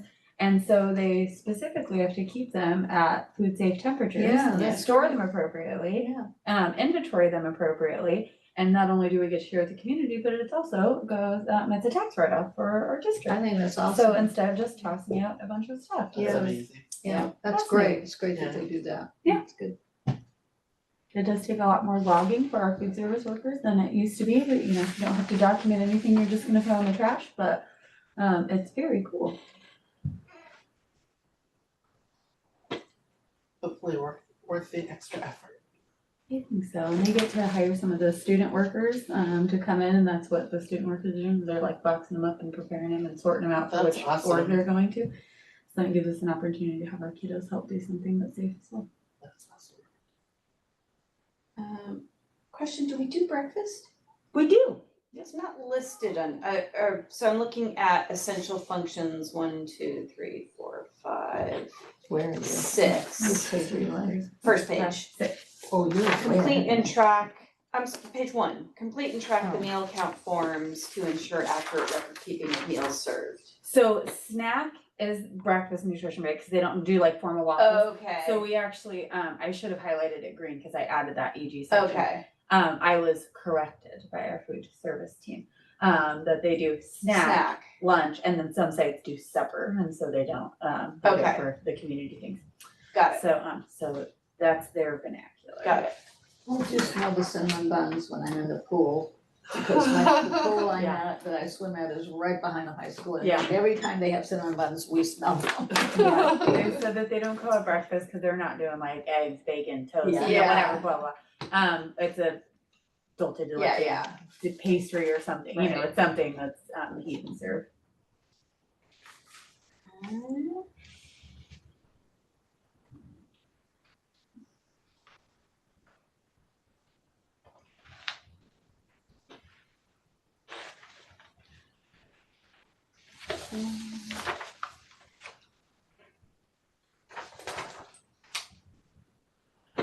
If you don't think I see that crazy spacing and knowledge of quantity, food, preparation, handling, I do. And it drives me. Didn't say a word. It pains me. That's something Dan So where Block it was famous says- for, is spotting extra Sorry. spaces, Yeah. being his pet peeve. Sorry, good. Under skills where it says, would need to occasionally upgrade skills, so the district offers whatever that training is. Professional development. Okay. Looks good to me.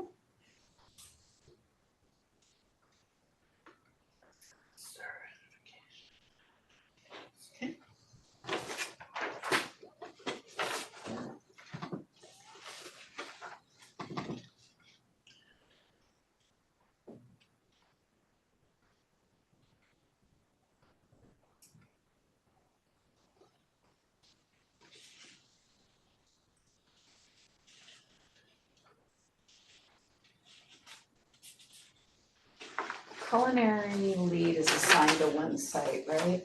Yes. So the difference between the culinary lead 1 and culinary lead 2, there's a couple differences that you guys will see, but primarily, just like our custodial group, one's at the high schools, one's at the middle schools or elementary schools. There's nothing under the knowledge that I see, and maybe it's not necessary, but about having the knowledge of how to maintain food safely, like at the right temperatures and all of that, food safety is. Is there something that, I could include something there. It's what the certification is under that license and Okay. so certification they already, requirement. that's part of that? Okay. Yeah, that's part of that. That's the bulk of what that training is, but I could. Well, it says specific knowledge-based Skimming safety along. practices Oh, and yeah. codes, laws, rules, Wanna do regulations. preparation, Yeah. Okay, all right, Yeah. I guess it's covered under that, huh? Okay. It talks about health and safety guidelines. Yeah. Unlimited life. That's batch 2. Oh, Yeah, yeah. oh my God. And 3. Don't worry. That should be all of them. All of them, okay. Yeah. And I printed the 2 new ones. I'll go over those ones last. Okay. Thank you, Lupe. Alrighty. Thank you. Have fun. All right, are we, I think everybody's pretty much gonna be gone, so I'm gonna leave the door open so you can hear out for when. Oh, okay, for when they come. Okay, thank thank you. you. Lupe. Should I leave the door open so they could ring? Yeah. Alright. Time sheet. Alright, I don't care. Okay. Alright, I'm done with that one. All right, lead 2.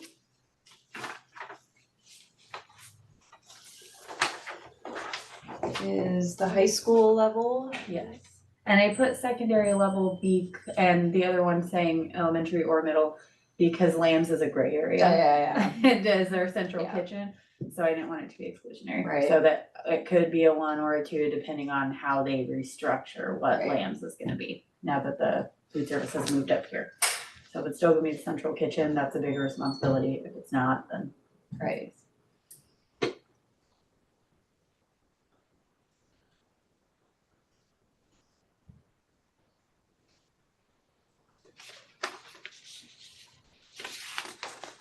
We better get a move on, hadn't we? It goes by faster than you think. You get into a rhythm like Yeah. 10 or so in. And the reasoning for the slight change, it's a salary range 3 for 15 versus 316. Is that the responsibility factor of the 2 is higher. They supervise significantly more staff. The culinary 1 manages a staff of 1 to 2 people. The culinary lead 2 manages a staff of 3 to 6 people, on top of a couple other things, but that was the biggest thing that changed Okay. it. So a lot of this is a duplicate from the previous. A lot of it is Yeah. very similar.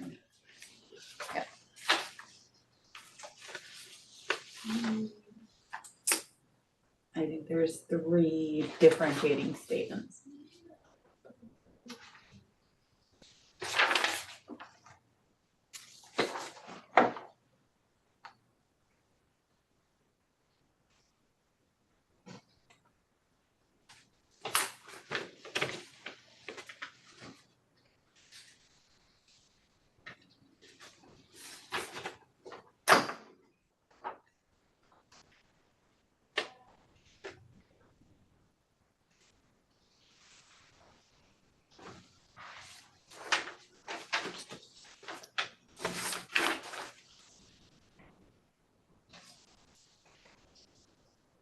Is there any reason to delineate the supervisory? The differences in, that's one of the, Oh, how many staff would they oversee? I don't know. Where are you? I think that maybe I could do a general statement if you'd like, of like, it supervises the larger staff or something. I don't wanna get too I granular, know, 'cause I that could don't know if change. it's necessary, cause it's really site-based, but, Mhm. I'm just thinking if an incumbent asks, well, I supervise, You know, I don't know. And I think if you do that, then you have to be very careful, you also have to put like full-time, right? Because Right.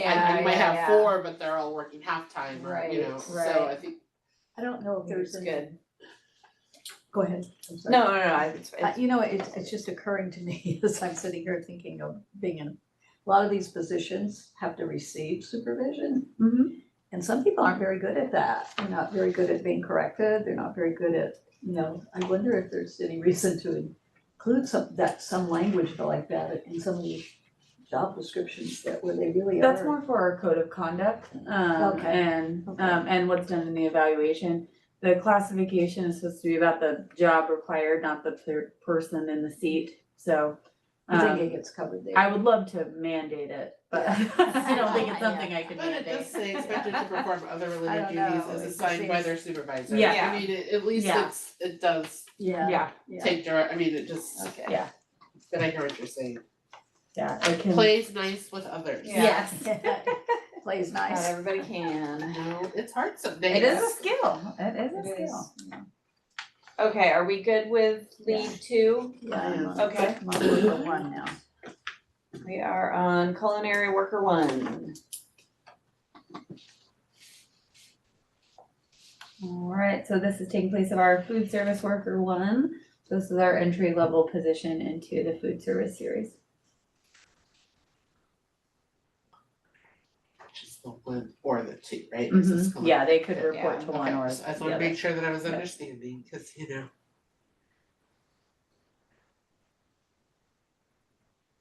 Do the kids, are they on some kind of a,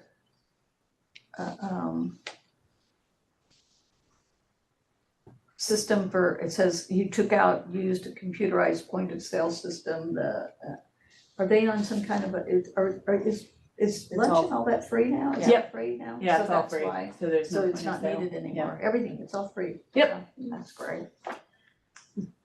I knew breakfast was, that wasn't. The only was a thing that they tracking have to track nightmare. is employees buying lunch, but it's all that we all like I go on to the website and so it's done in the executive office, so I can go and like prepay for my lunch and then I can show my phone and say, So that's what I. I'm done. Yeah. But they don't have to. They don't do have to anything. do that, yeah, okay.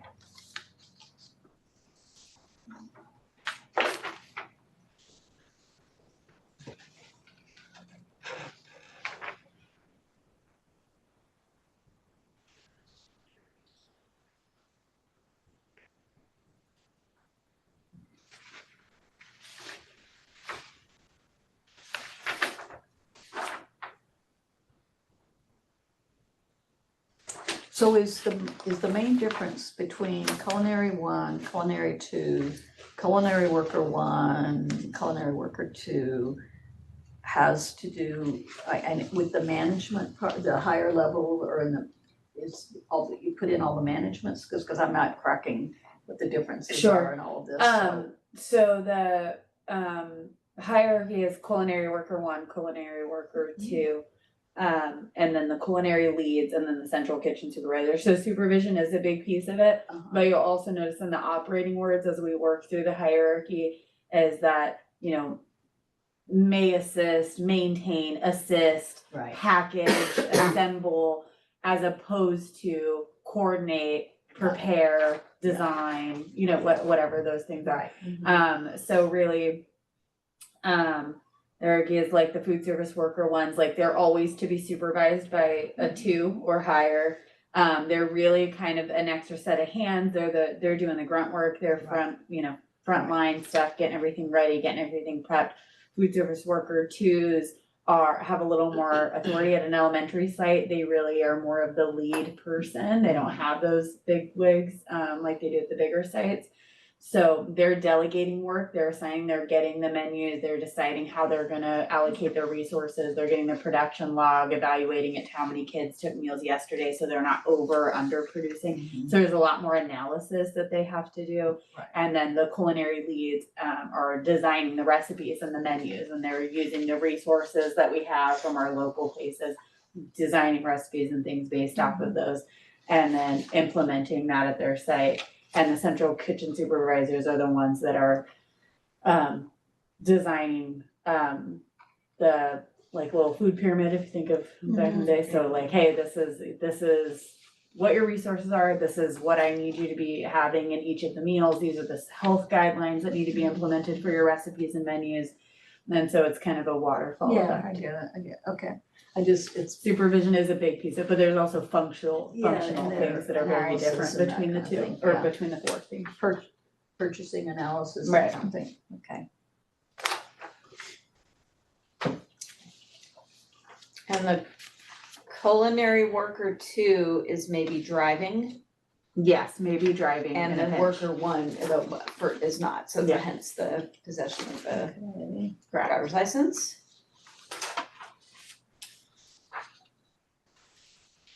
Okay.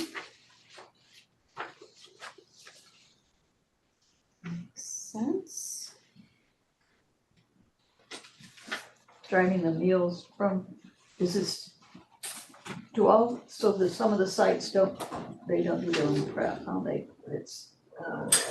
This is driving the produce from the central kitchen to the site. to the sites, yeah, that's what I thought.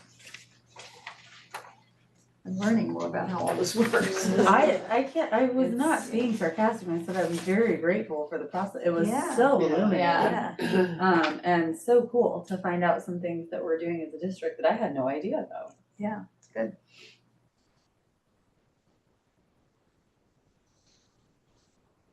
Okay, are we good with 2? Culinary worker 2? Yeah. Yeah. Okay. Uh-huh. Custodian 1.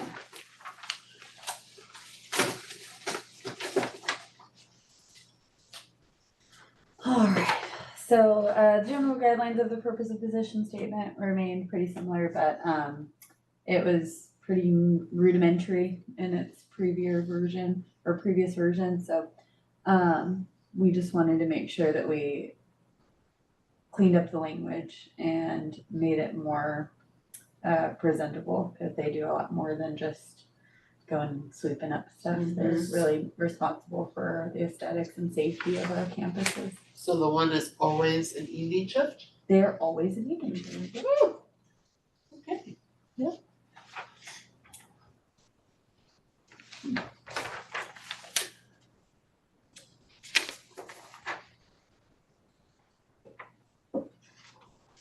Some of this paper has yellow in it, it's weird.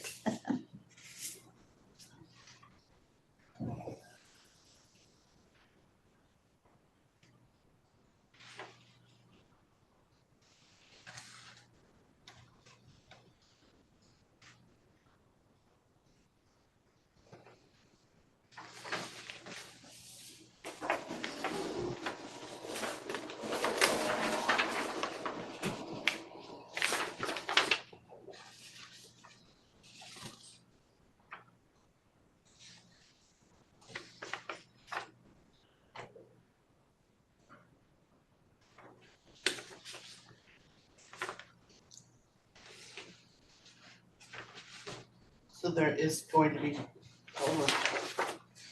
no And physical demands and working conditions. We put them in the ability of ability. this one, Okay, because this is our entry level position, okay, so there aren't as robust. gotcha. Who responds in your district? Is it head of maintenance when there's something in the middle of the night, like a? It's Oh. our maintenance and operations and safety supervisor. We have a maintenance and ops supervisor and a maintenance ops and safety supervisor. And Okay. it's the latter of If an those alarm two. goes off or that kind of thing, There's 4 people on the list, Mr. Pinkerton, Steve Stewart, myself, and Chris Bonner that get the alarm code stuff. So, okay, are we still on 1? Yes, Um, I am. yeah. Okay, I was looking at 2 also. I'm going on 2, but we'll get there later. Speedy.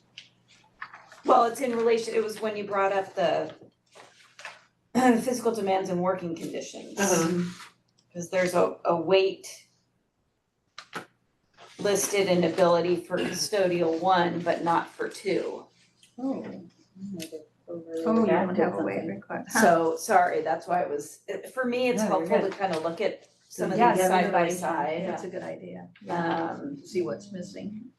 Just to make sure, unless I missed it, but Yeah, it's easy to do. Well, so No, let's you're hear right. physical I overly demands, redacted but that whole something section has come out. Oh, see, that whole section of physical demands is out of 2, right? it's out of both, Oh. 1 and 2, Yeah, but it's But it incorporated didn't have a in- weight before, like it didn't have the physical Right. weight in the old version either. Right, Yeah. So. So we need to Yeah. put that in. What was it, 1? Let's see what it was in one. it's a nice round number of 57 pounds.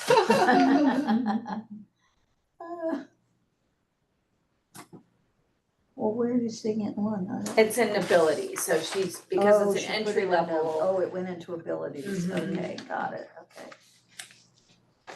But we don't have, do we have, oh yeah, we do have abilities in 2, let's see what that's.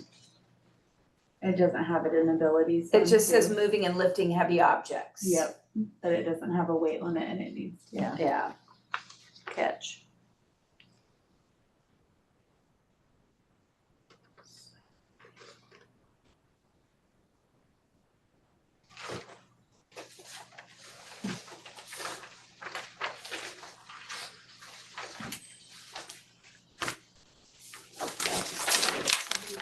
So is it a destination, primary? For the elementary schools, Uh-huh. yes. I have to look at my little chart to remember. Okay. But somebody does. I think it's our senior custodian. It's a senior, I Yeah, think, I think during it's the a day. senior. We don't have that one. Not in this. Okay. I just saw this where it says at secondary school, Right. and I was like, okay, where's the elementary school one? Custodial, is it in here? So are you on delivery and transportation specialist? Not yet. Not yet, okay. I mean, she's Custodian chief? adding to that. Where's she? Custodian Oh, two. custodial crew chief, is that what you're doing? No, custodian two. Oh. She's just gonna Okay. add Yeah, the a weight. yeah, okay. That was the only thing I saw on that Yeah, one. okay, so then we go to delivery and transportation specialist.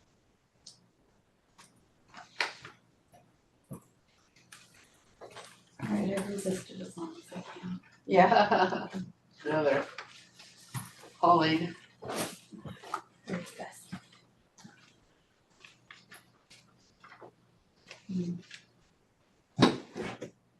So will the custodian two have 57 pounds as well? I'll have to look back through my notes, Okay. to see if that's appropriate for both. Yeah, And if I 57, didn't write it down for some reason in my notes, then I'll have to re-interview. 57 is an odd number. It's probably because some piece of It's equipment an average of the is- equipment, Yeah, whatever the okay. equipment specs were.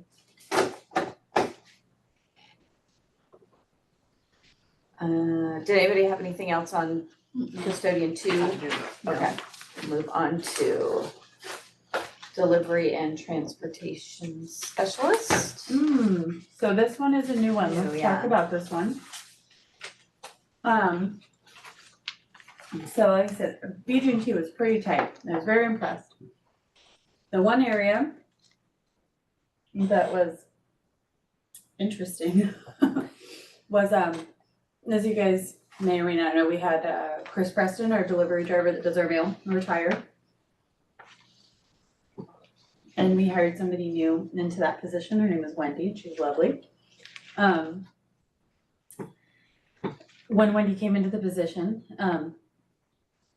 as we anticipated may happen, it is a full-time position, the delivery driver position. She was finished with her route in 3.5 hours at the top of the day.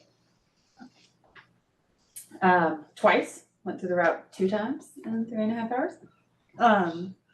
So we're like, what are we gonna have this gal do? What's gonna happen?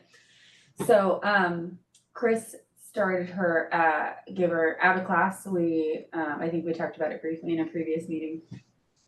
But, to support the transportation office, kind of gave her a couple different things and saw what stuck. So Kelly Sola is our transportation technician, wonderful lady.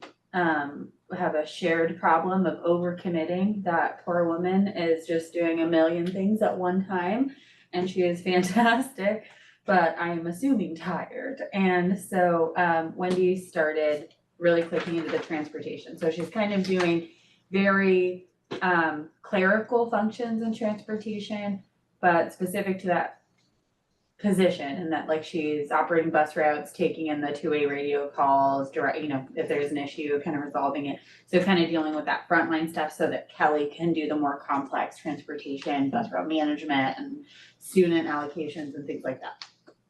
So we've been paying her out of class as a transportation tech for the couple hours a day, even though it's not quite appropriate, but we had nothing else. We had nothing else in the middle, and we'd rather be safe than sorry, and so she picked up some extra things.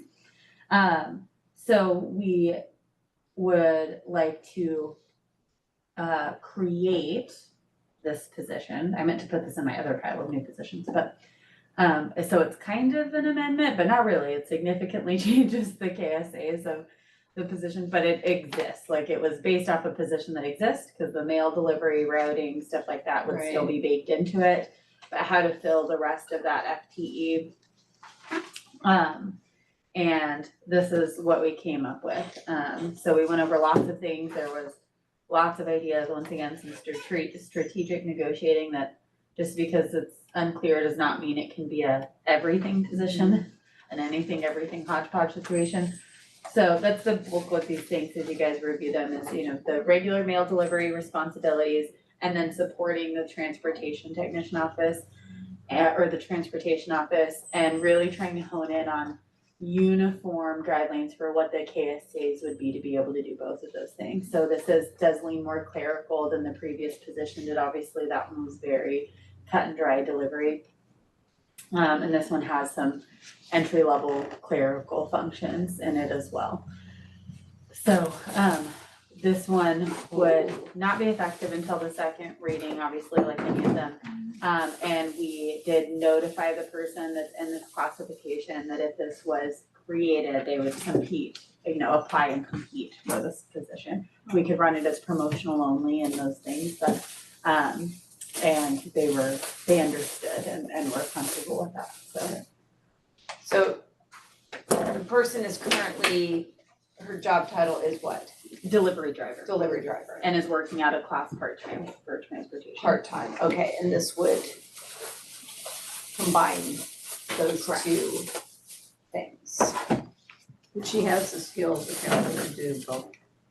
This one, apparently. The person in it now is very qualified, yes, and we had very thoughtful conversations with Mr. Brahman about longevity, right? Like we're not building the position specific to this person's skills, but what are reasonable things that can be combined that you could find somebody that could do both? So, you know, we're not, so there was some more complex clerical things that they really wanted included. And I said, you're not, you know, on average, you're not gonna find a delivery driver with super advanced Excel skills and all this, you know, that wants to do that many crazy things. That's a lot happening. They need to be related. So if they're doing their delivery route and they come back and they're supporting the transportation specific functions, they're working the two-way radio, they're answering questions, they're taking some calls, that's different than them like generating reports after a long day. You know, that's a little more nuanced, so. Yeah, makes sense. And do you know what delivery driver, what the salary range is? Oh, yes, sorry, let me pull that up for you.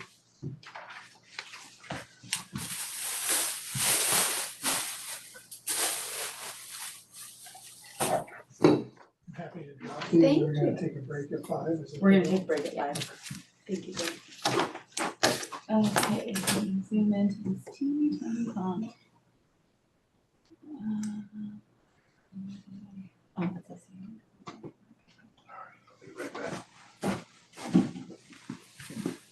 Okay, delivery driver is 317. Okay.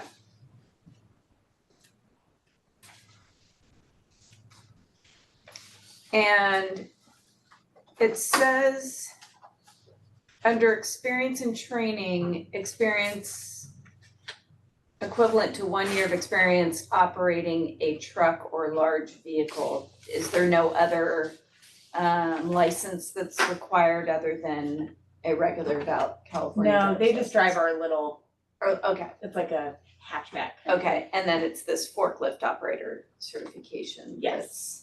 Did Separate. the person that was doing the job, was it taking them all day to do it? Interesting. That's really interesting. Teach their own. Everyone has different. Okay, so this one, I just wanna make sure, cause this is a new classification, so will this come back separately or no? This will come back separately. Okay. So for the first reading, we can hear everything, but this will be its own item, and I have 2 other ones that I'm gonna review with you guys at the end of these ones. I meant to lump them all together for that one. That's right. Does anybody have any questions on it, or are we good? Good. Okay, Should we pull this one so that we can keep all 3 of those other ones together? Yeah, let's pull it so that I can make sure that.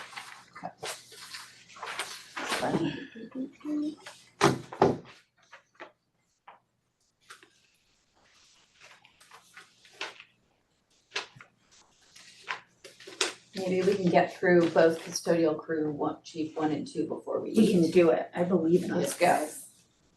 All right, look, we're already almost through SEIU. Freshman.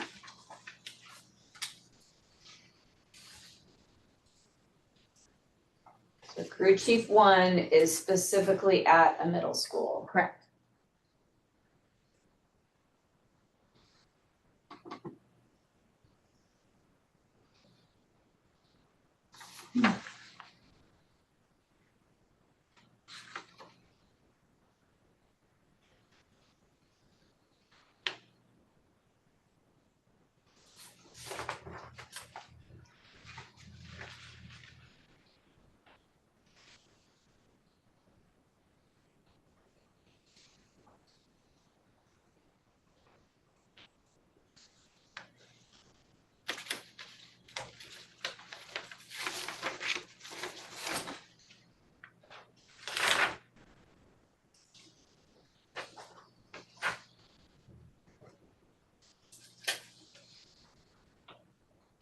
This is when I have a lifting. It's in the It's in the- ability. Where is Yeah. that? Ability, page 3. Page 3 is under ability again. Good old 57 pounds. Is that just where you started putting it as under ability? Yeah, so I've been working on it for 6 months. I get it. I think in the beginning I had one idea, and Yeah. later I changed it, so. Yeah, yeah, it's hard to keep the continuity going. Yes. Yes.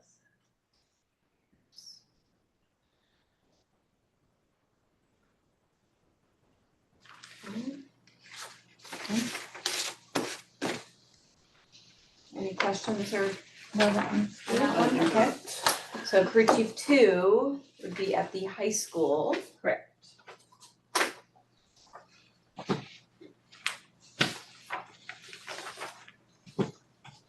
And in a nutshell, that one is a higher salary range because, Similar to food service, complexity and responsibility. So they have larger inventory ordering purchasing requirements, and they also supervise a significantly larger staff. okay.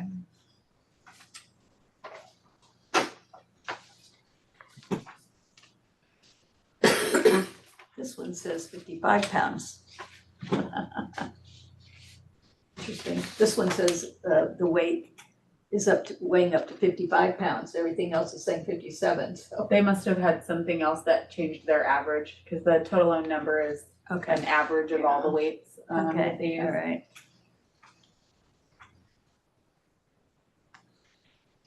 Circle that.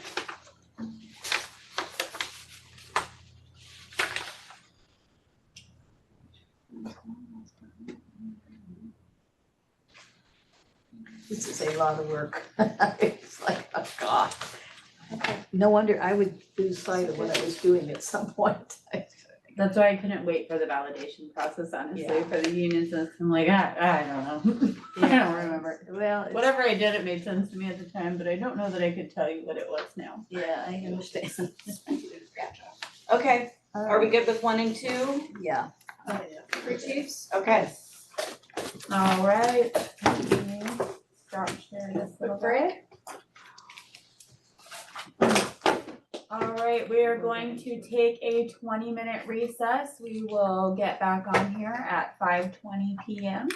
So we're gonna pause the recording and turn off the video and eat some food, and we will be back with you guys. Thanks for hanging in with us out there.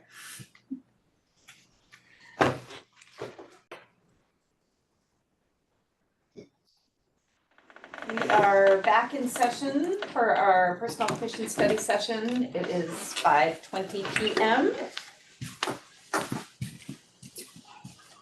And the We next left off with electrician one. one, yes, that's where we are starting. And we have 1 and 2.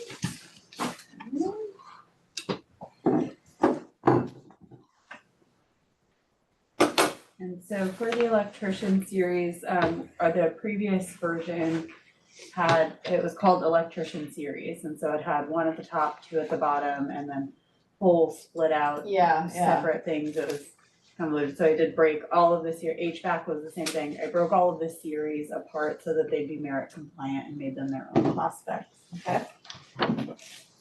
You know, I don't see here, again, under the abilities, the physical, I don't see the weight, am I missing it, the weight restriction again? Let's take a look. I don't see it. Cause you took it out, right? And then- Yep, just over redacted, meant to redact the second section, not the first section, so I'll pull it here. Okay.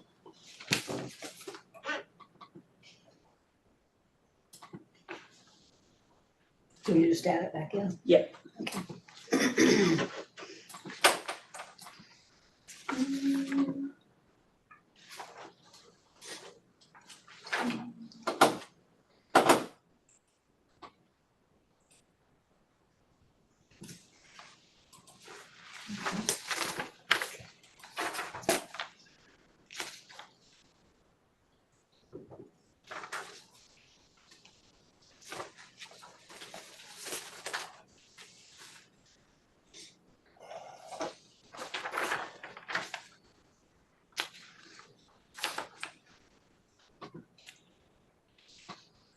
It's probably gonna be the same for two. The electrician too.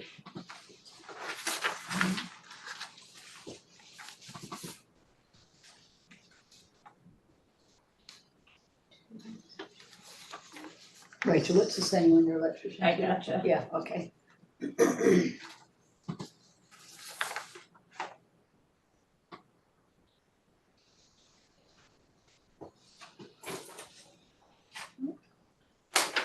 There's hardly any changes there. Yeah, I'm fine with one. Yeah, With one's adding the, good. Two is really pretty much hardly any.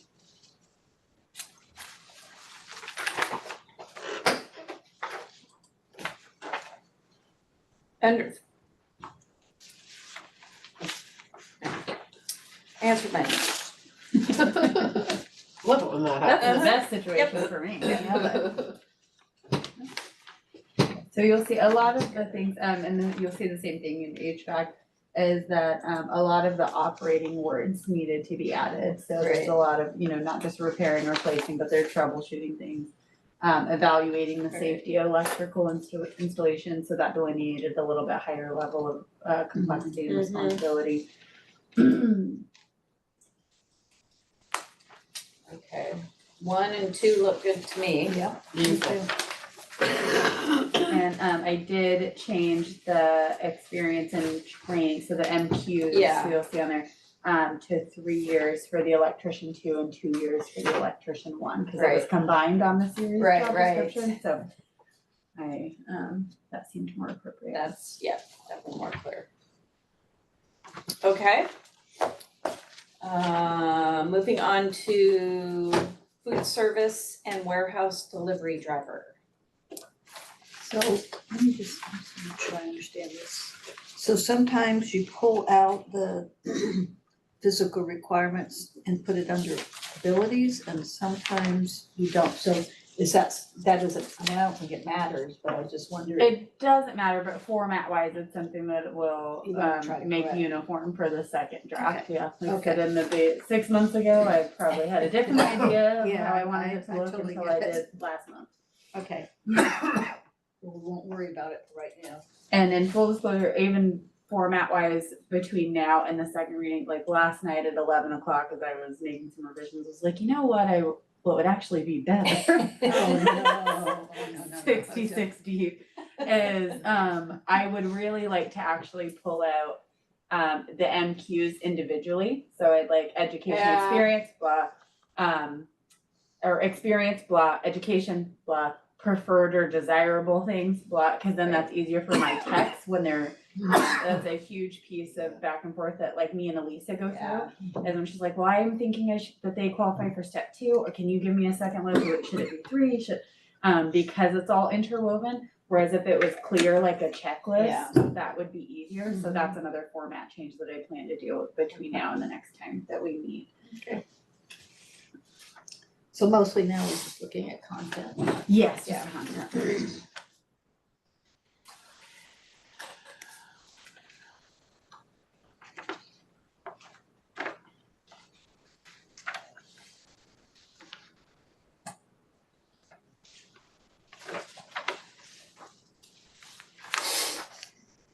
Are you guys on the food service and warehouse delivery Yes. driver? Okay.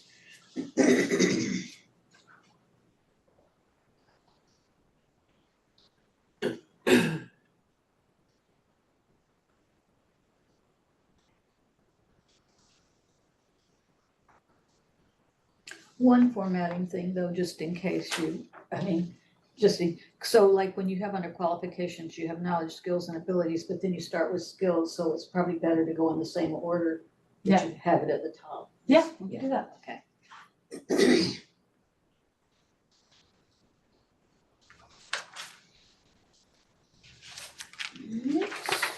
Okay.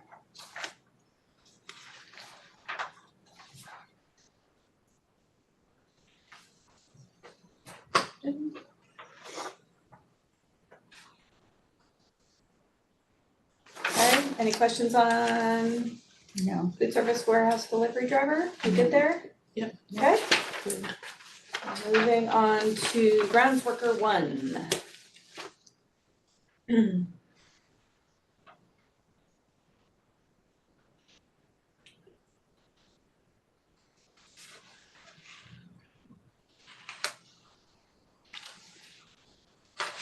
It's pretty straightforward.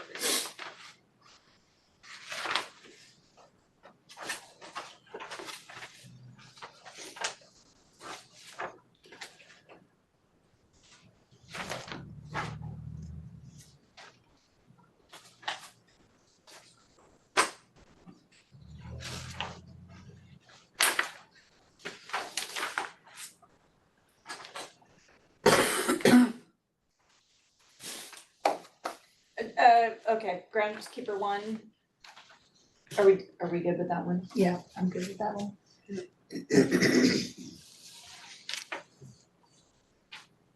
2, just curious, for purpose of position, why this one,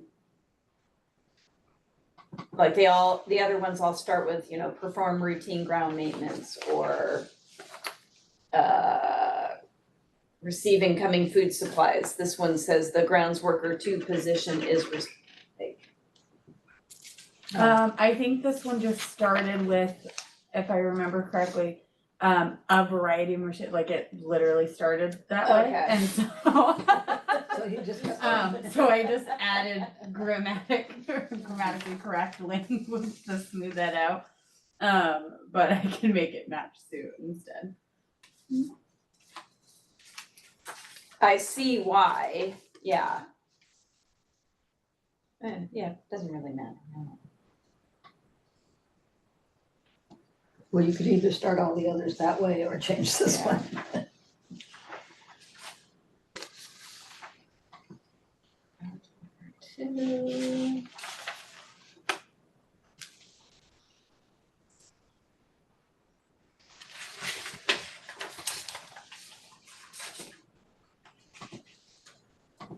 Okay, so up on the big screen, I changed to perform a variety of grounds tasks, including, and then Okay, rolling into the next thing.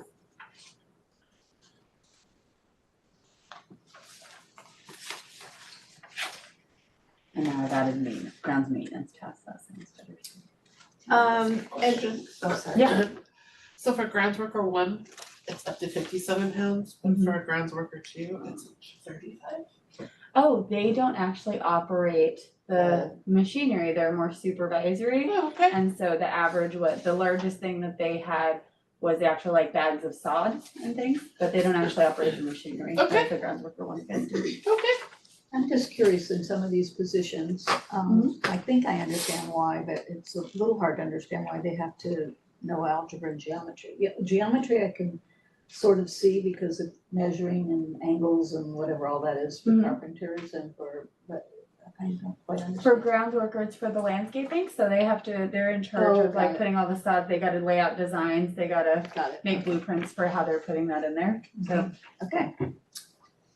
And then, we're on a roll here, so I'm just looking again, kind of consistency, electrician 1 and maybe some of the other ones. Under experience and training, they have graduation from high school. Then for These other Sometimes it's two, it omitted says- and sometimes it's not, so No, it's no, no, the- this one, the other ones say or equivalent. Yes, so the Okay. language, once again, I think that was something I thought of later. So a Okay. high school diploma was our standard language and I started adding equivalent in. And some of them don't mention an education requirement Right. altogether. So in that formatting change where we call out the education, we'll at least state the minimum and it will have or equivalent as Okay. the standard language. Okay, alright. Okay, I'm good with grounds worker 2. I am as well. Okay, moving on. HVAC tech 1. So this is the other one that was a series type job Right. description that we broke into 2.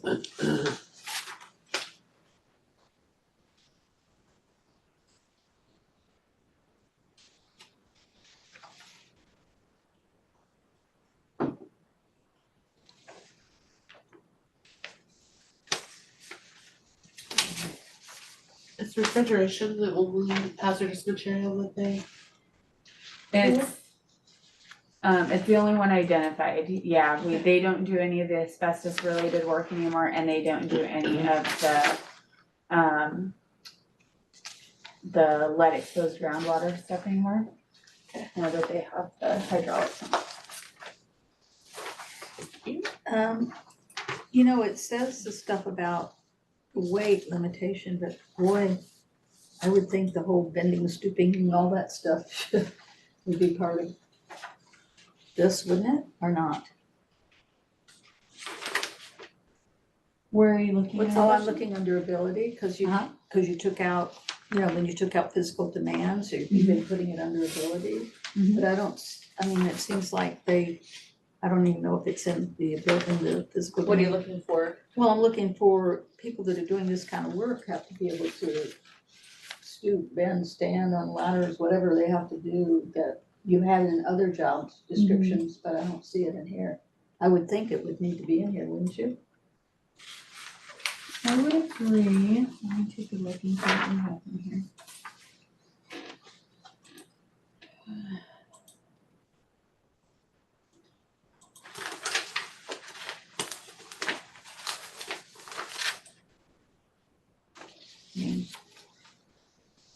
They must be getting up on roofs and all kinds of things, wouldn't they be?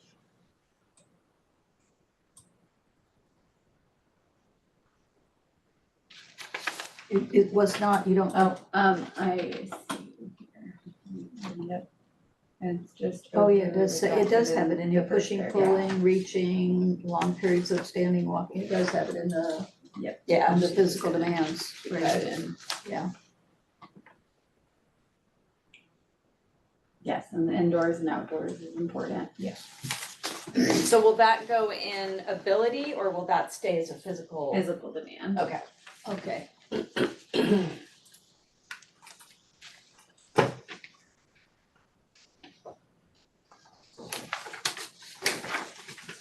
Okay, HVAC, Would be the truth of the two also, I'm sure, well, let me see what the two does.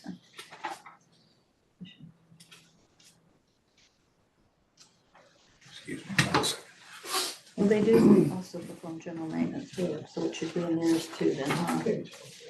It should probably be in theirs also, Rachel, in the twos, because it does say they also do performance.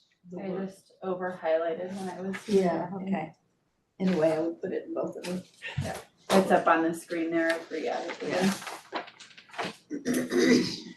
okay, are we good with 1? Yes, I think we're done with you without you, sorry. Oh, 2, for purpose of position, do you wanna remove that last sentence? Oh, yes, I do. Okay. What last sentence? The purpose of Perform-related position, cause we have different wording Oh, for perform related duties. okay.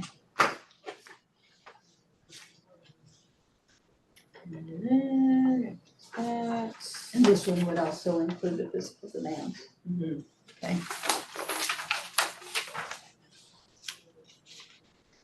Oh, I can see how easily it is to. Yes.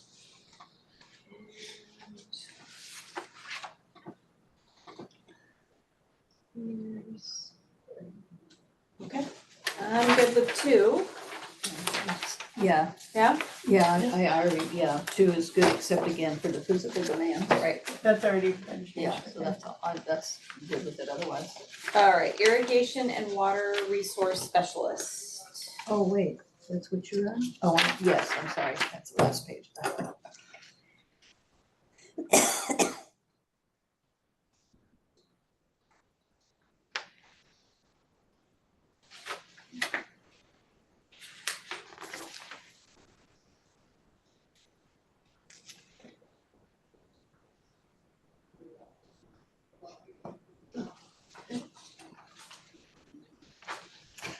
So the ones where you leave physical demands in, should you pull the pound thing and put it back up under physical demands instead of having it under abilities? First, if they have work conditions, then yes, Yeah. because it's physical demands and work conditions, so if they have to work indoors, outdoors, then Right. yes, they'll be We'll pulled move back it out. back up there, But if it's just just a general just thing. an ability, then I would leave it in Yeah, ability. okay.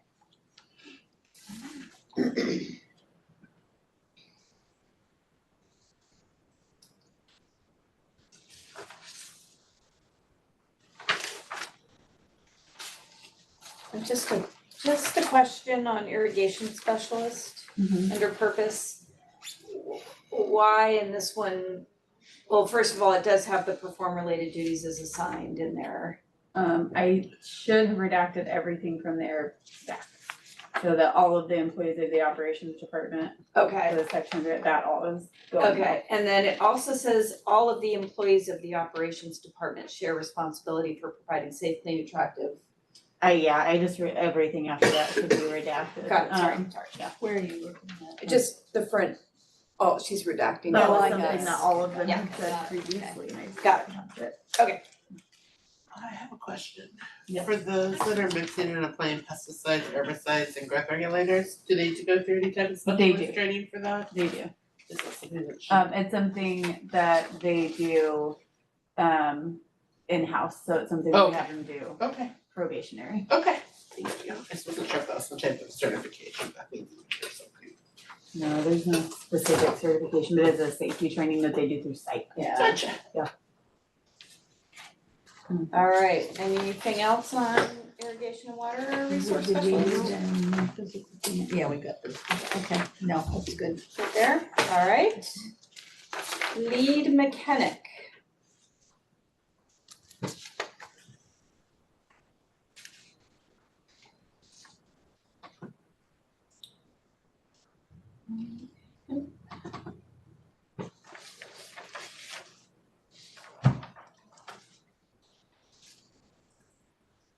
I've already caught and state myself, I need to add electric to that purpose of position statement.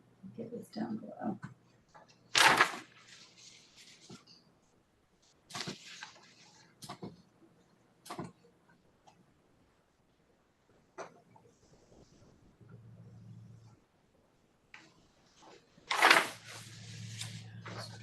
It's good to me.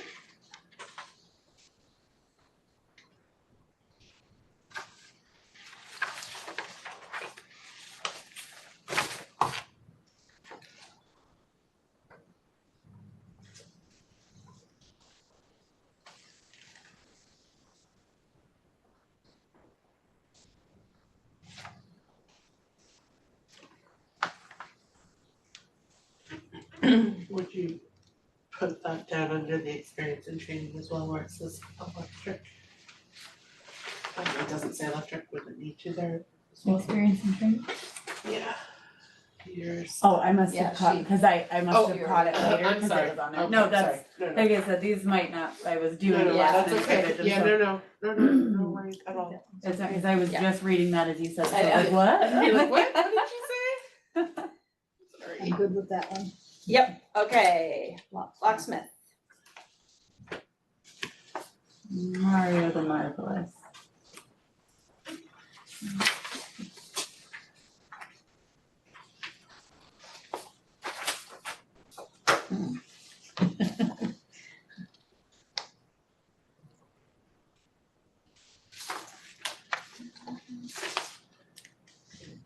You don't have any more safes?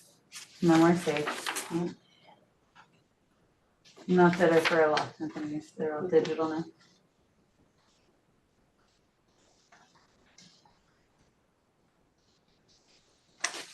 Okay, looks good to me.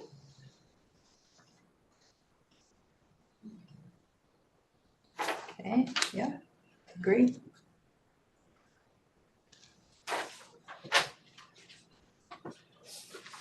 I'm good as well. Okay. All right. Mechanic.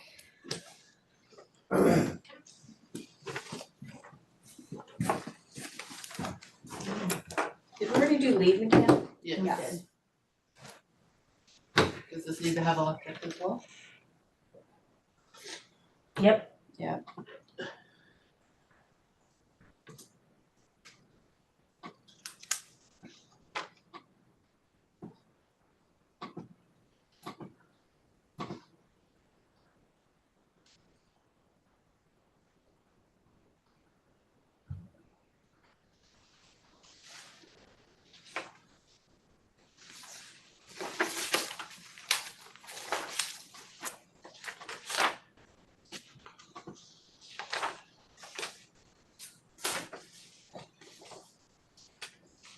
Okay.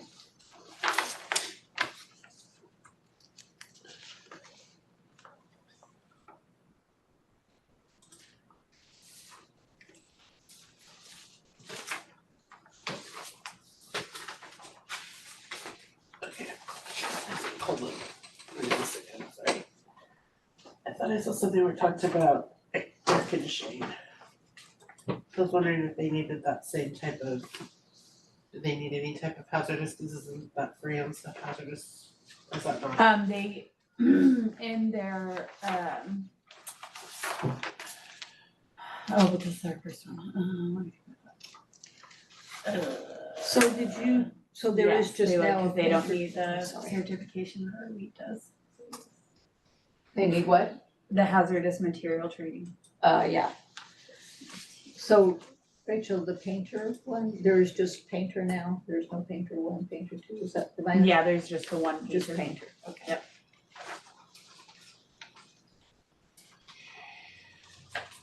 Are we on to painter? Leaves.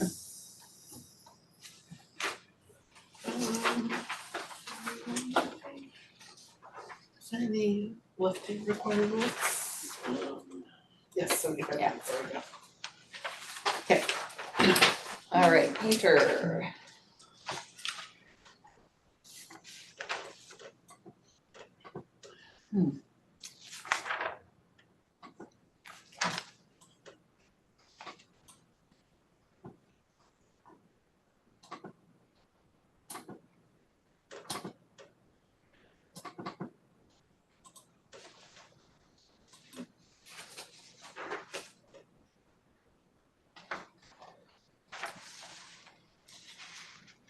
Just you added the indoor outdoor.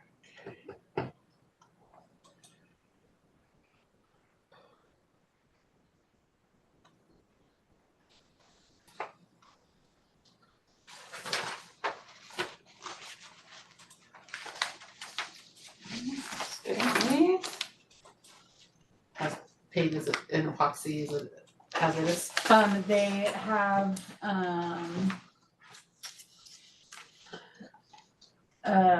it's not hazardous material, it's like chemical training that they do through site. Thank you. There, quite a bit. All right, plumber.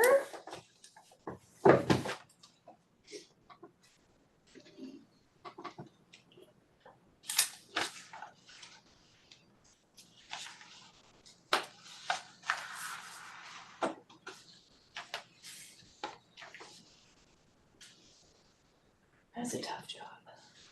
Yes, indeed. No. My dad was a plumber.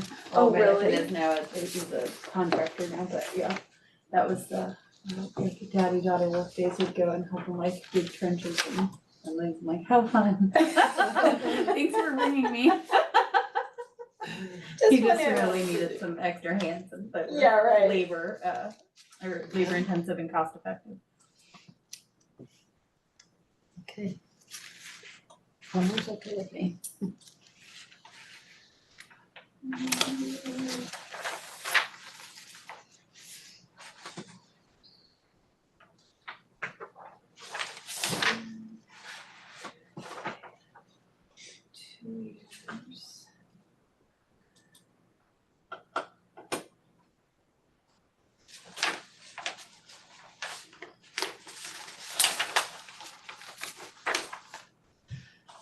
So the only way you can be a plumber is if you were a plumber from the outside, is that correct? Yeah, it's too specialized, just Yeah. to come in without. Yeah, I just wanted to make sure I was reading that correctly. Yeah.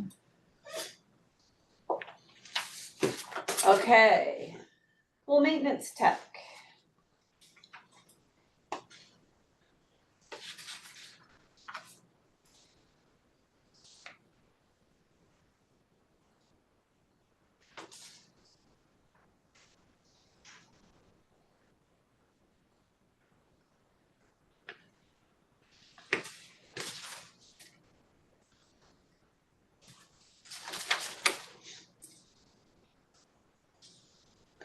I have a question about this one.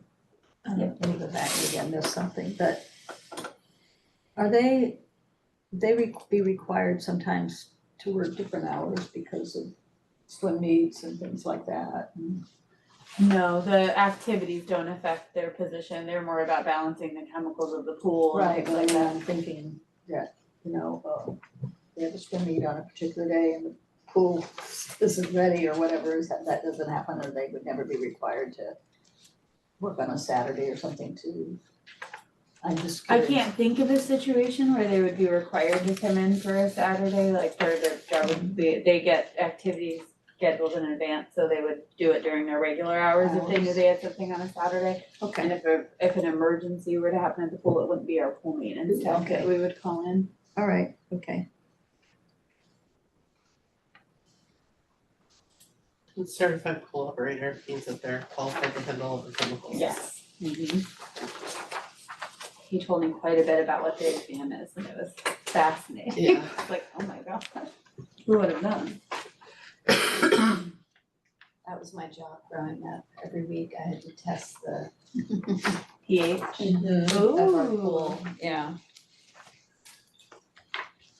Well, listen, if he finds greener pastures, I know somebody that can get you a job here, okay? Okay, are we on to senior custodian? Yeah. Yeah. Okay. Crossing guard.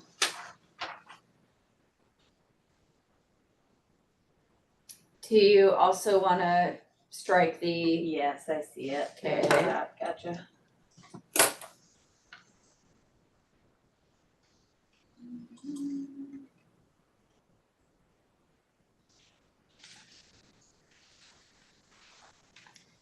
Is there anything in this one about supervision of kids? Yes, the statement, the blanket statement that's on all of them. Okay.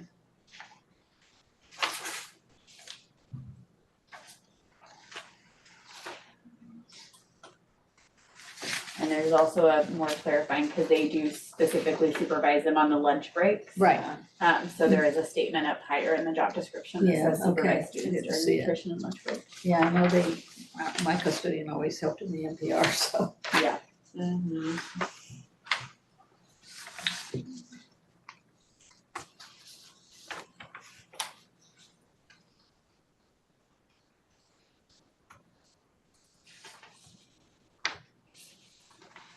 okay? You good with that one?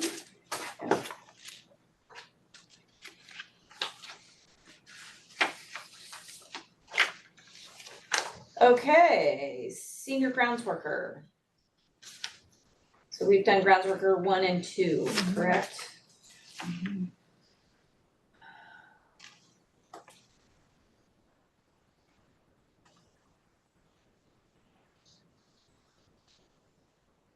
Strike all of that on the purpose. You struck part of it. Yes.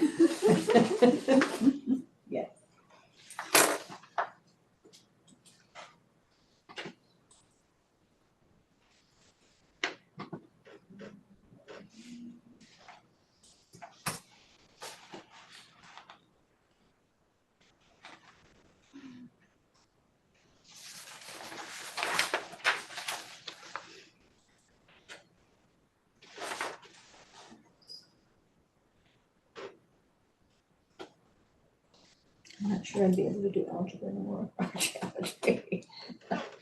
Well, I don't know that I ever could. I could at one time, but I don't know if I could now. That's why I wanted to HR. Sneaks up on you. Yeah. It has so much Excuse me, sneaky math this in is it. not accounting. I went this way for a very specific Yes. reason. Those are the feelings, not the, the math. Policy, fine.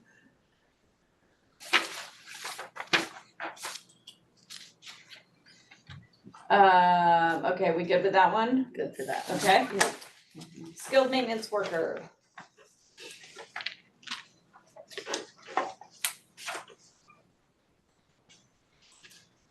This is a new classification, you're not gonna see a, Different. yeah, you're not gonna see a lot of changes in here. This is one that we just created 2.5 years ago, and we just brought to you guys for revision 7 months ago Yeah. to define the MQs. So, we had done some of the updates at that time, and so I went through and modified the knowledge, skills, and abilities to match suit with the new format, but did not highlight it. And everything else was remains the same, besides those 2 obligatory statements at the top as well.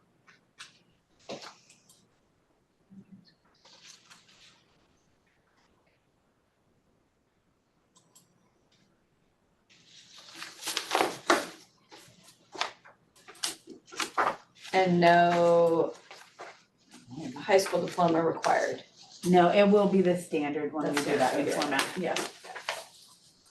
It was implied before because it was our minimum requirement and it was part of like Yeah, our that's district right. policy, but now that that's no longer Right. in place, I do need to go individually Okay. call it out in each job description. Okay, transportation technician.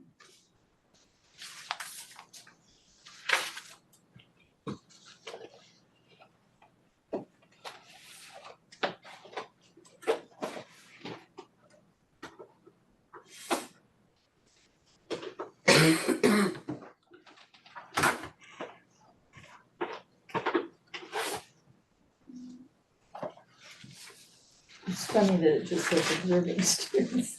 I mean, I don't know what else you would say, but Oh, bud. what? Carry your speakers on. I got her muted. They observe them, but what do they do with them? Where are you? Oh, just where it says observing students, but what do they do if they misbehave?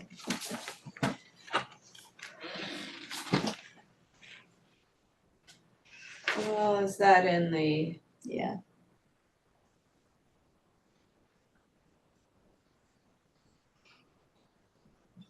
It's kind of hard to identify that, huh? Where are you looking? Well, I was just looking where it says observing students under physical demands and working conditions. Oh, gotcha. But they really do more than that.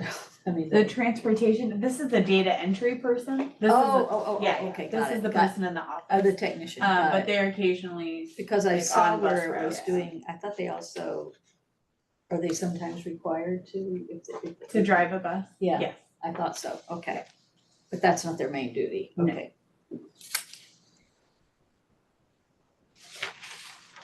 okay. Medical examiner certificate. Yes. Wow. Yes, indeed. Yes.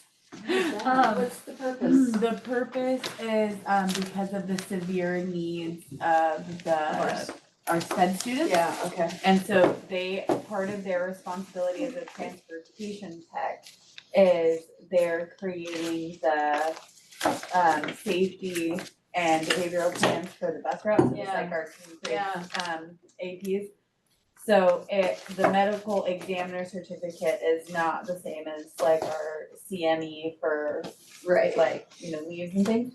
It is a 40 question test, I think she said. And it is more comprehensive than first aid and CPR, but it specifically is for special needs, so they can implement behavioral plans and strategies and things for Got those. So can they get that after they're hired? Yes. There's no time, does it need to say like within 6 Within the months? probationary period, I'll add that right now. Okay.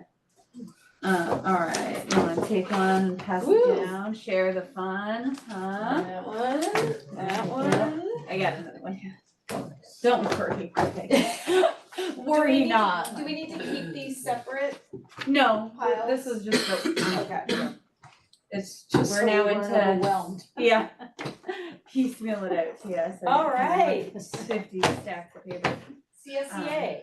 Yeah? CSEA, okay, close all these little guys so I have more tab space.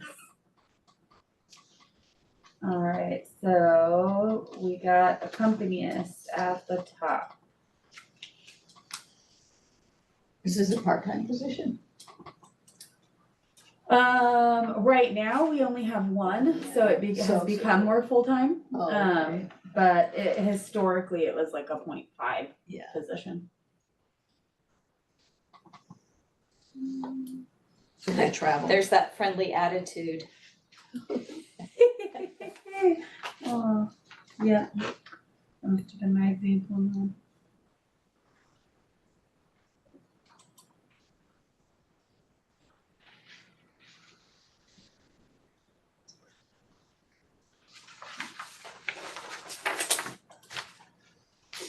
Okay.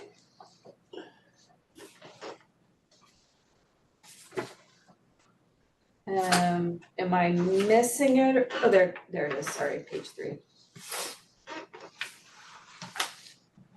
Okay, any questions on that one?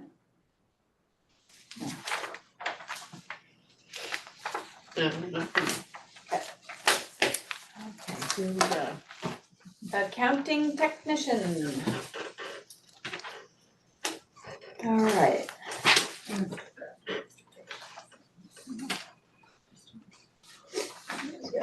All right. So is this the position that was in question earlier today? Yes, that's And, But we don't need to do anything on that. Correct. Yeah. To the bond, buried in here.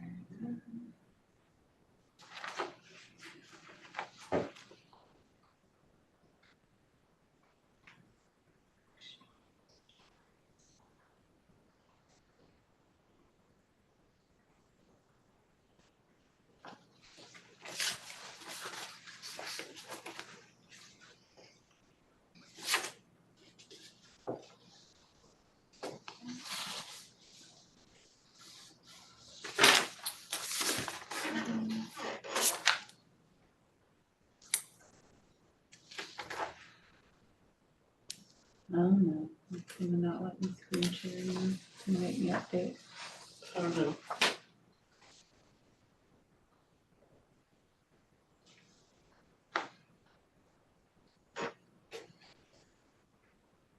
I don't understand why they would need algebra and geometry.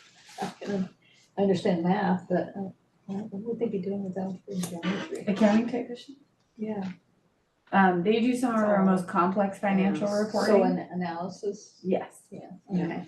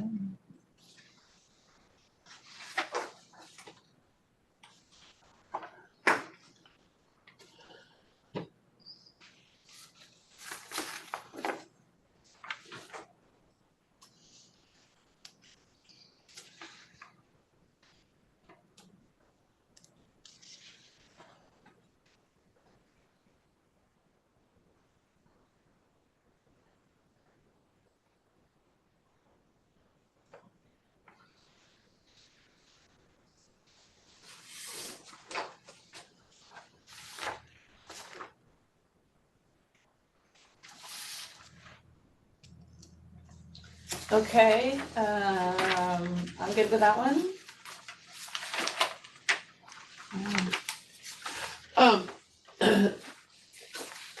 So will you look at the list of items that were submitted today and see? I will, and I will set up a follow-up meeting with any of the individuals that presented items to the commission today.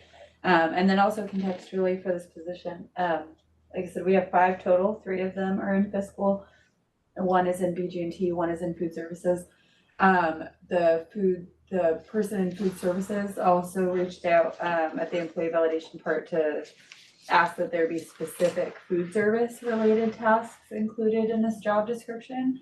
That position and that department has only existed for 7 months. So that's more of a reclass kind of position, that they haven't been there for 2 years for it to where we can demonstrate that it is a part of the position as it's regularly defined. And so they were fine with that, they understood that, or that we have the option to create a new specific, food service accounting technician, if that's what their department would like to do, and then they have to compete for it, and they just got that kick, so explained that piece of it. The one at BG&T, and that the KSAs were still pretty similar, but for their own reasons, for grant reasons, funding reasons, they do wanna explore a food service specific thing, they want those things called out in there. And the BG&T person was on board, the KSAs were matching to the responsibilities of BG&T, but did point out to me that I'd added departmental director but not stricken director of fiscal services on there, so that it was more broad to the different departments. So that's why that revision made it in time for this meeting. So the food service parts that this person is doing, wouldn't be considered out of her job classification if she's doing them that are, you did it broadly enough that it incorporates what she's doing, or whoever. I've not interviewed this person that's in the position. So I offered to meet once they reached out with feedback. But generally the examples that they listed in at least the email correspondence fell under the KSAs that were already in the classification, but for their own reasons, for funding and how it's allocated to food nutrition services, they want all of their classifications to delineate food service so that they can receive those grant funds from the state.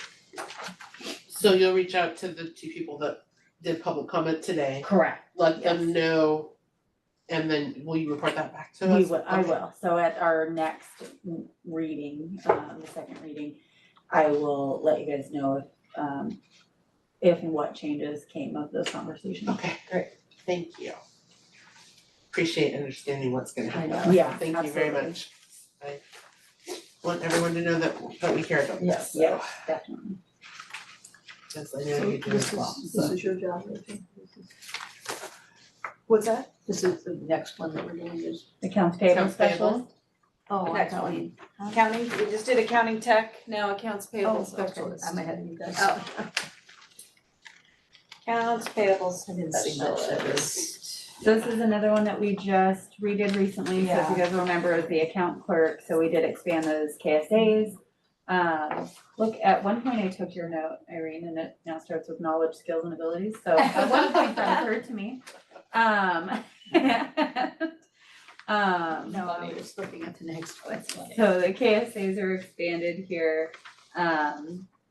We did narrow this one down, so and opposite of the last one, this only is at fiscal services now that it is no longer an account clerk, it's no longer widespread. And then added the 2 standard statements and then the format for the information at the bottom. That's good. Ooh, Okay. administrative assistant, let's talk about this guy. Yeah. This one's long. This one was by far Yeah. our least compliant job description. I can't think of a task that is not in this job description. Cause it was when assigned to, when assigned to, when assigned to. So obviously, just for the record, when assigned to is not merit compliant, the KSAs should be so similar that in any position, it does not matter where you're at, that you are doing the same work. So that should not be necessary. for a job description. Oh, I see. So we removed that, started with some general cleanup, removed the ability to use a typewriter, transcription tapes, things like that. We Correction fluid. removed, yeah, we removed some of those things. And then when assigned to a new department, added that they obviously can be preparing items for the Personnel Commission as well as the Board of Education. Because we have administrative assistants in every departmental site, we remove language like on the second page where it says service technology liaison between the department and information services and technology. For the admin of IS&T, that felt ridiculous, so just between departments and sites, things like that. The prepare bank deposits for class fees, that was specific to adult school, they all prepare bank deposits, it doesn't need to specifically be for class fees, so things like that. So as you read through it, you can see where it just was getting way too specific and no longer just leaning on the KSAs. So where it talks about coordinating textbook productions, that would fall under curriculum, I would assume. Yes, but it also falls amongst like our adult school, it falls amongst our IS&T, they all have a role to play in that. So we did leave it. So you left it. Yeah. Yep. Okay.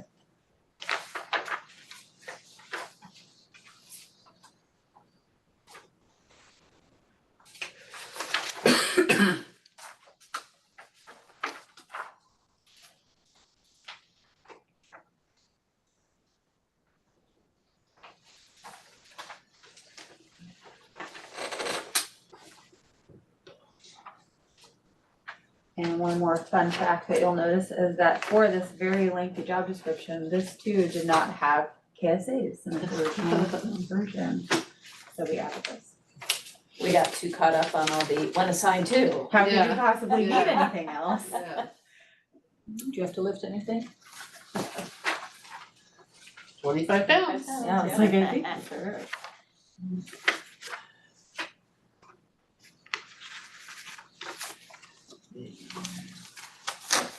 And that was based on the ream of paper box. That was Yeah. notoriously the heaviest thing that they have to lift regularly. That real paper box will get you. Yeah. It sure will.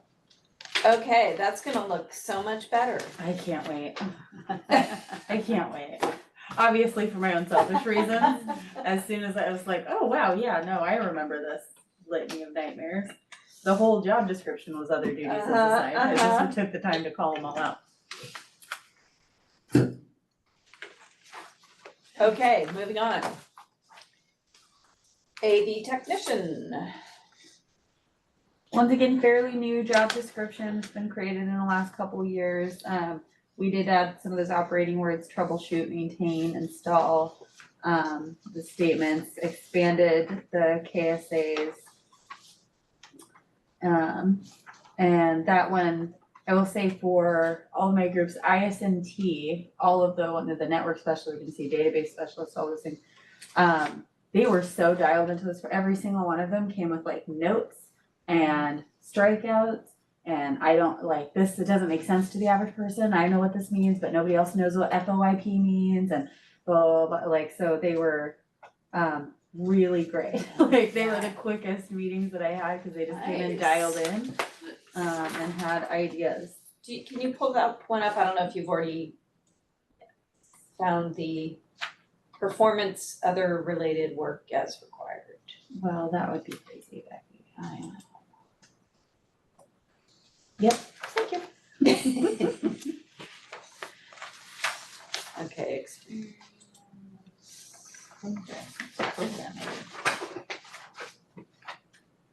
Oh,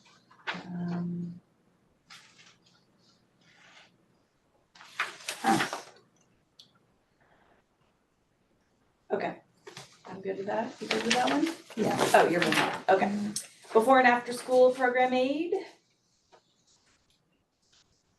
So are these programs that are sponsored by the school district and aid for those programs? So this is not the YMCA groups that are at some of our sites. Okay. This is like, we have a position at Loams that is an IA during the bulk of the instructional day.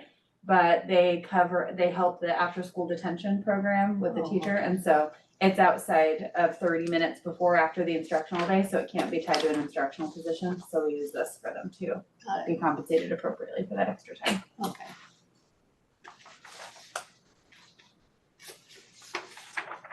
This is not a newer one, right? No, this is an oldie but a goodie. Okay. I think what gets me sometimes on these is the whole CPR first aid. So required within the probationary period, is that for all of them? When we are requiring, Yes, so if they're before and CPR after first school, aid? yes, and then they are eligible, if it's part of the requirements of their job, then they can do it through the district hosted one, so they don't have to do it out of their own. Right. They do the district host. so I guess that's the first time I've seen this language in any of the ones we've done. Are we gonna, is that because it's a classroom based? This one is that it is absolutely required because it would be likely that they would be the sole adult alone with students. Okay. In any particular situation. So as we get further into CSEA, you'll see it more Yeah. because there's a lot more Yeah, instructional yeah, based positions. Whereas SEIU, It's, they're on campus, but they're probably not the only adult in the room. right,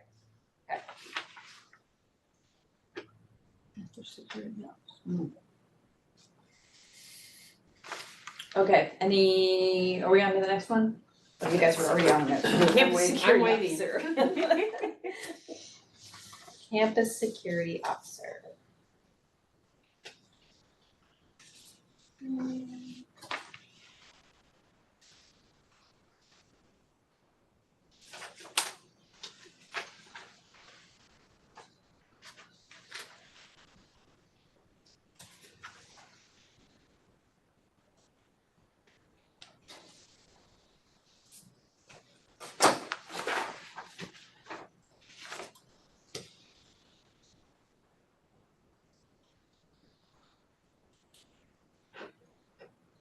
So this one, they have to come in with the CPR? Completed during the first 6 months. Oh, sorry, God, needed to keep reading. That's okay. Yep. Do they have to stay current on that? Yes, Yeah. and so actually ISLA tracks this, and they allow them to come either recertify or renew, depending on where they're at for each year.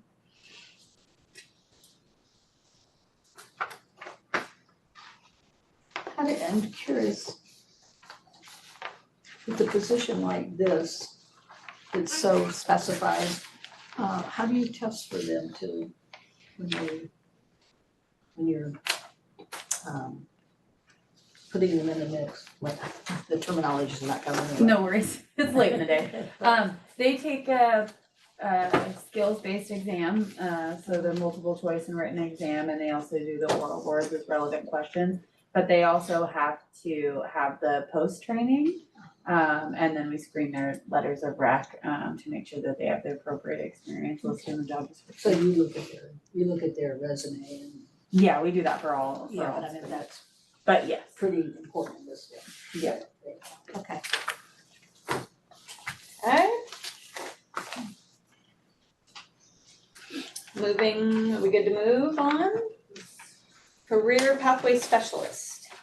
So this one's also a new one that you guys remember from PBHS. Sounds So familiar. Yep, not a whole lot of new stuff in here, this one, I did meet with the employee unit, but they're still technically in their probation, so, just more of a unofficial, just touching base, is this still what this is how you're being utilized, but when they're probationary, they don't qualify for like the formal interview, that's the only one we have, so that was Checking who I talked to. That's good. Yes.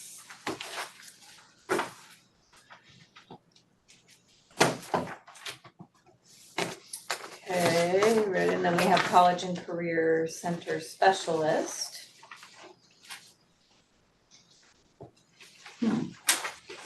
What's the difference?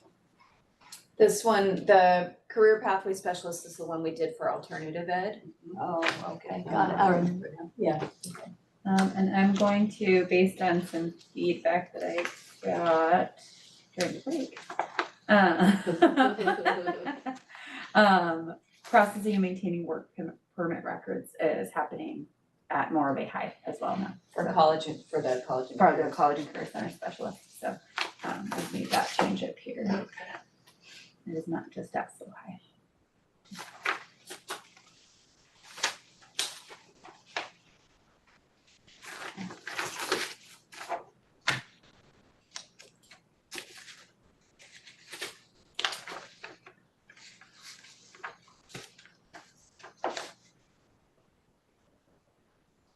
Okay, refresh my memory. For the College and Career Center specialist, do we have one of those at Pac Beach? No, it's redacted on this Thank copy. you. Did I just miss that conversation? Cause I'm in my own land.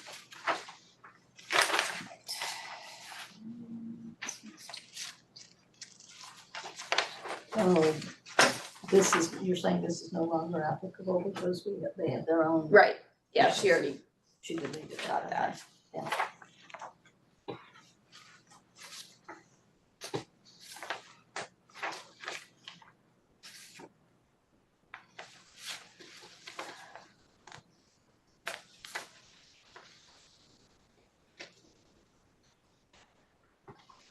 You don't set up TVs and projectors for the computer technicians anymore? No, that's what the AV tech does now. Okay. Yeah, it is. That's like, wait. We've just gotten rid of all TVs, projectors. Kids don't Kids don't need it. Okay, computer tech. We just told them to go to their mind Yeah, palace, yeah. envision it. put their goggles on. Look up on your phone, you have them out anyway.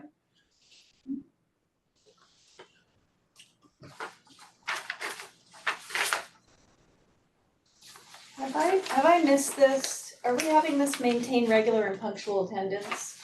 That's a good question. I have gone back and forth multiple times throughout this process of whether I think that is I know. job description worthy statement. So I stopped removing it at some point so that we could talk about it. Okay. I feel like that is a code of conduct type of thing. Oh, yeah. I don't think it's a job description. Yeah, it started to, I started to question as I went through, and that, I mean, so I even went back and looked in like our handbook. It's not specifically called out there. I think it's just something that is presumed, Right. in general. So that's why I stopped pulling it out. So, yeah, I personally would like to recommend that they come out of the classifications back, and then I can work with Dr. Buccia, and we need to make sure our code of conduct or employee handbook or something, Something I guess, addresses specifically it. calls that out. It Yeah. wasn't something that I had thought of until I was going through these, that, does that need to be said? But maybe it does. I don't think it does because it's something that happens after they're on the job. If you're asking them to report that they've been punctual and regular in their attendance in another job that you can check out, but this is coming into the job, this is something that you measure after they're in the job to me. Right. It's not, it's gonna be part of their evaluation. I think just want it somewhere that you guys can point to if you need to. Yeah. I don't think it has to So be in however there. that wherever that needs to be, the specific. Because I would believe it has support. come up in a. Yes. Yeah, Yes, Yeah. yes. You guys have heard issues where it's coming Yeah, through, so. so. It's an Okay. expectation, I guess. Yeah. Yeah, I guess if we can put that on the agenda at some point to know, to circle back to say, okay, what, yeah, we have to cover that, but I think it can come out. Okay, maybe I got stuck on that one.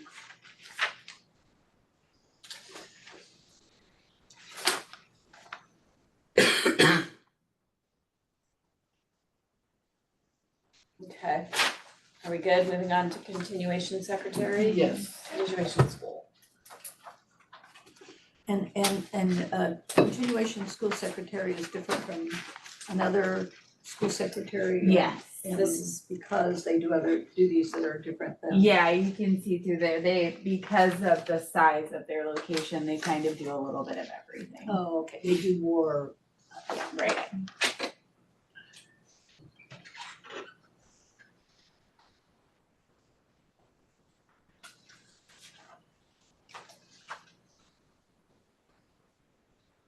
And so one thing to note, I did get an email from our person in this position today, and so we did redact the provide breakfast altogether. They got a food service worker, so they did used to do that, but in the last couple months, they did get a designated food service worker Okay. person that's itinerant that goes out there, so no, they don't do that.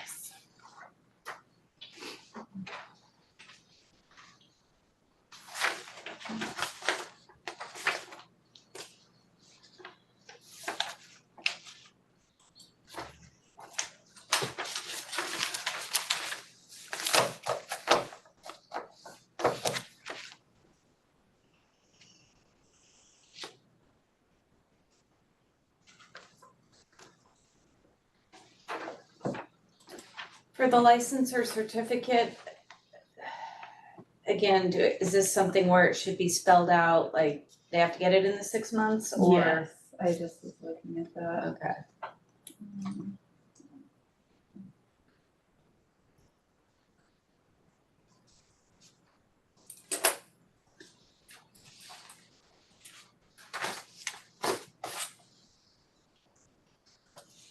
What is the requirement for a counseling aid? What is her education requirement? Let's see.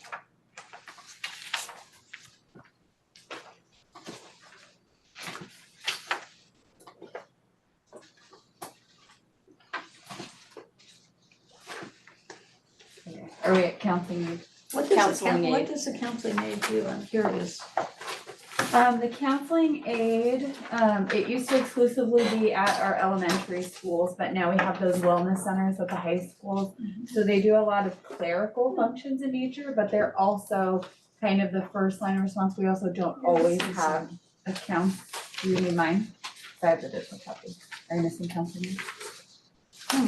Yeah. But they don't, when I look at it, Just they have don't really English have any learners real instructional training. aid. Oh, you're missing Oh, and you're elementary elementary, okay. principal. No, I have that. No, no, Oh, you but do have that? counseling aid Oh. comes So before did you that. have English learners instructional aid?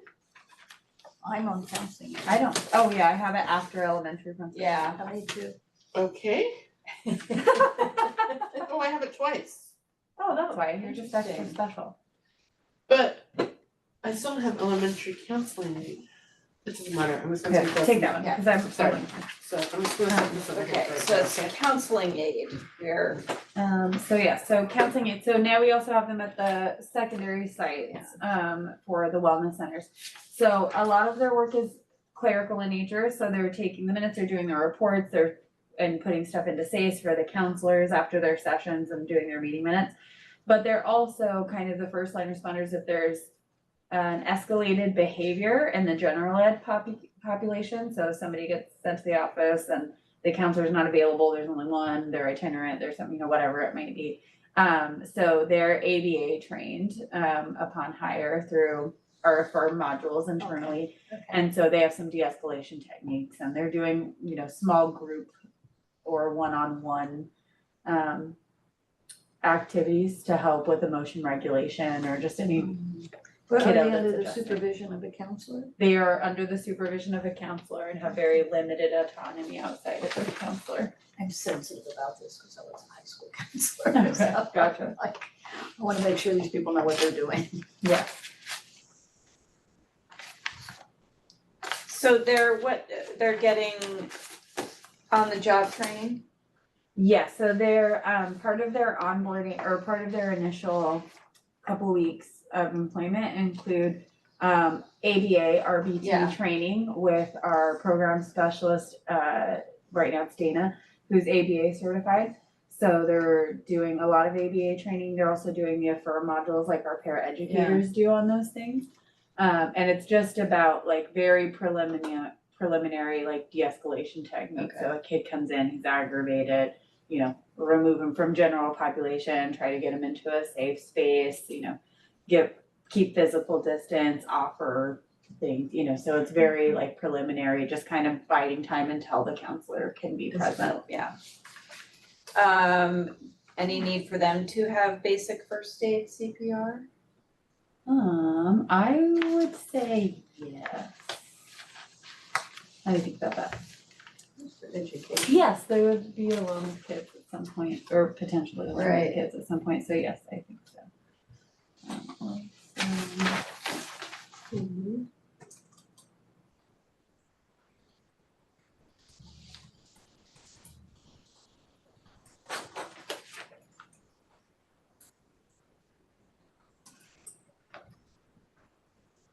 Does it say they get the training in here? Where does it say? No, that's what No. she's adding. You're adding that, okay. Yeah. The first aid and CPR I'm adding, but the ABA training and things like that, that wouldn't go in the class specifications. That's just what we offer. Right. Part of the professional development.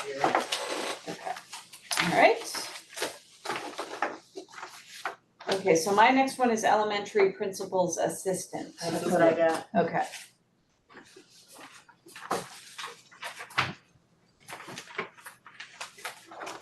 So this was our elementary school site secretary. So like we talked about the clerical series, there was a lot of conversation around the job title all the way through in the clerical series, because historically we've not had a uniform job family title. We've had secretary clerks, senior secretary clerks. We've had, state secretaries, we've had all over the map, administrative assistants and, so all these things. So clerical's always been a little everywhere. So the goal was to get them all in alignment. So all of them have been retitled in alignment with assistant. So like our office clerk that, was advocated for and then immediately hated is office assistant. Our elementary secretary is our elementary principal's assistant. Our site secretary, or our secondary, instead of site secretary, it is secondary principal's assistant.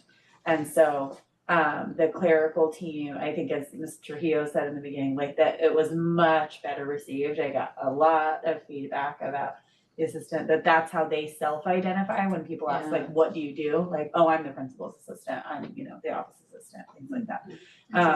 So it was much, and it also made it much easier in my own little hierarchy flow chart to connect the dots of who does what, where. Right. They do everything, that's for sure. Yes, we are very lucky, they do everything. They train the principal, for one thing, if the principal's new. True. It is one that we gotta strike the perform related duties. Speaking from experience. Oh, perfect, in the purpose. And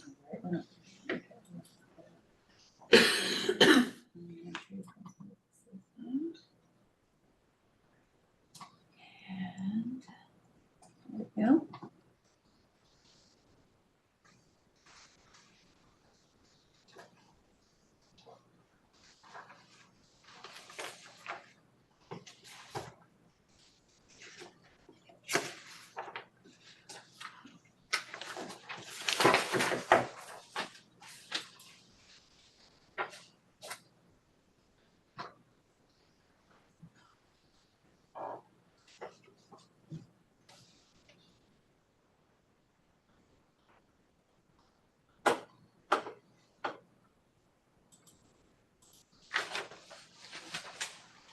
So this is where we change that nursing statement. So in the absence of a licensed nurse, this position is responsible for supporting the health office, providing first aid to students, and reporting appropriate student health information in alignment with district procedures.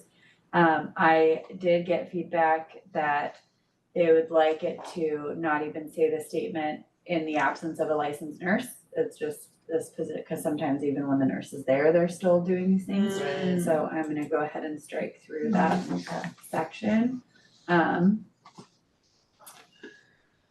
Because it's still a big piece of what they're doing.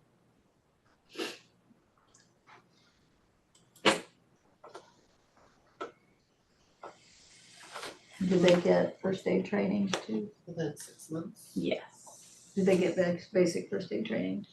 yes, they do. Okay. And so we'll change the language to be within 6 months. I'll just amend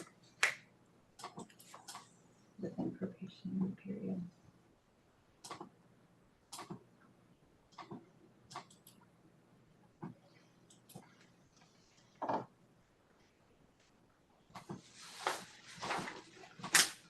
We still using fax machines? Yes, we do and don't. So yes, we do. We get them to our email now, but we do still sometimes okay. have to fax out. so Yeah, we'll have to- alright.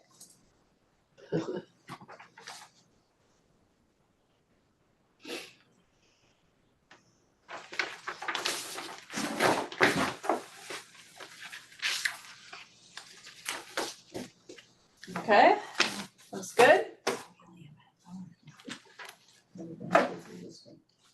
Yes. Is that right? We're getting there. Yeah, we have another whole pack.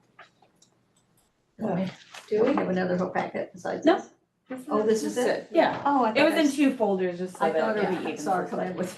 with. She did have 2 expand folders, but this is everything. Okay. Yeah, this is it.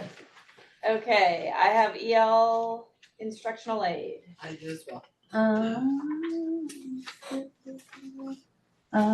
you have it? Is that what you have? No, I got it. Okay, so if you don't, I got an extra over there. That's where mine went. That's good. I got it.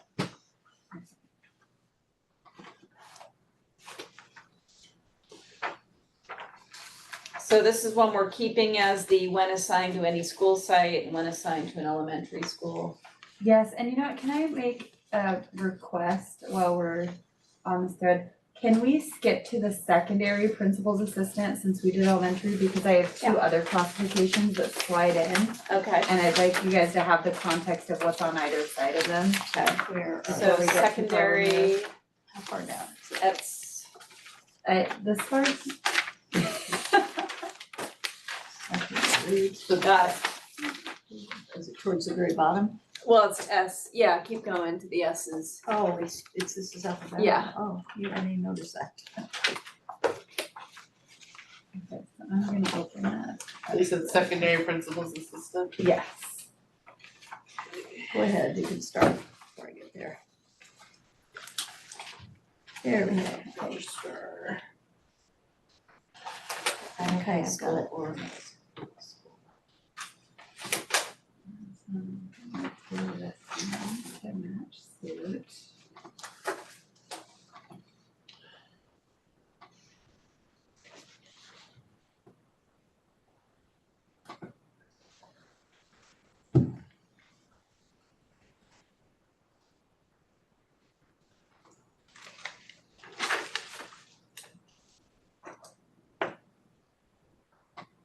Maybe we wanna take that in the absence of a licensed nurse.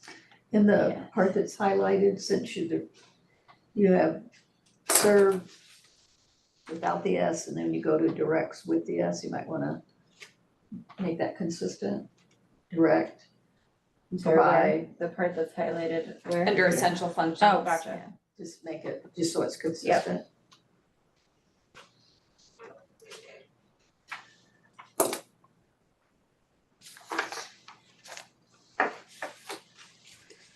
Are we looking for something in particular on this one? No, there's 2 that I'm gonna hand you guys that are Oh, got it. technically Okay. new, are related to both Okay. of these, so I wanted you guys to have it fresh. Now, this one does have fax machines. It's Awesome. it's redacted on here, I didn't catch Okay. it till later. All right. So do the high schools, how often, do they have full-time nurses or part-time nurses, or what do they have?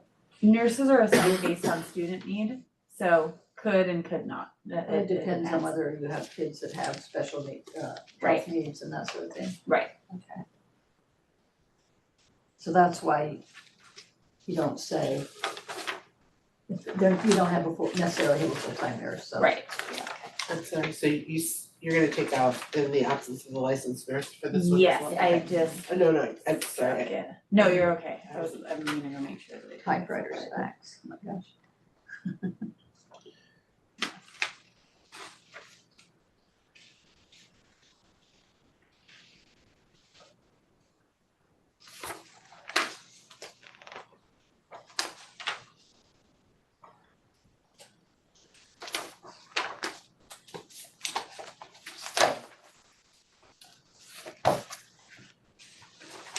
Okay. So this was the one that was in question about the registrar maintains a complete record of site keys. Yes. Okay, and that's the one you'll discuss. Yes. Okay, just wanna make sure that. Yeah. And then this is the selection of new clerical staff.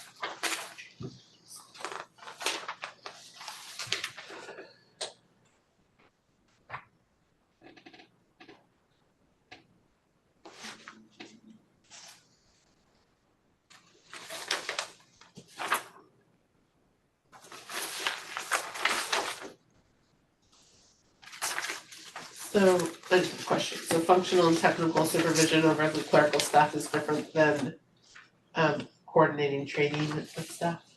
Yes. Okay. So functional and technical supervision is more day-to-day. So, you know, I don't know how to get into areas, I don't know how to do an attendance, that they would be the person that they go to provide that supervision and that technical and functional support. Whereas coordinating the, what was it, orientation? The training of new staff. Yeah, so that's new staff general, so when they're doing that new employee checklist, they don't have functional supervision over them, but our site secretaries are now site assistants, principal assistants, are the ones that are taking the new paraeducator around and it's like, okay, here's, you know, how you log into our copier, here's how you get into this room, here's our site procedures, our alarm codes, our door lock things, and doing the new training and new orientation who's for doing all that staff. again? Sorry. That's our site secretaries are now principal's assistants that are doing. So they are coordinating training of new staff, aren't they? Oh, yes, I thought it was not. No, it's protected, I'm sorry.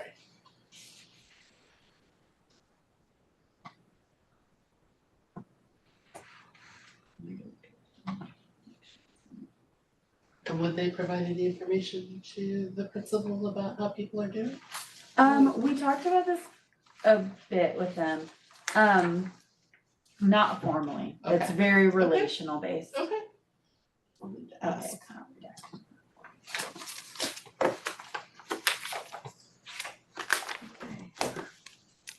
So are they so since they're first aid trained, would they give first aid? Provide first aid and the parents should give medication to students with. Yeah, that's now substitute for that nursing statement. Yeah. Oh, So- I'm sorry, you're right. Yep. I'm so sorry. No, you're good. You're good. It's late in the day, How guys. you did this, oh my gosh. It is late in the day. Oh my gosh. Well, obviously, as you can tell, my eyes crossed at a certain few points as well. I'm like, I don't, yeah, that feels right. Ugh. Okay. Are You guys, we- and I changed the CPR statement Yeah. to map suit up Thank there. you. Yeah, Okay, so the two positions that I'm about to hand you guys, so I'm gonna start with the first one. So in the office clerk review, take one, pass it down, in the office clerk review, it became clear, and I was just talking to April about this recently, that,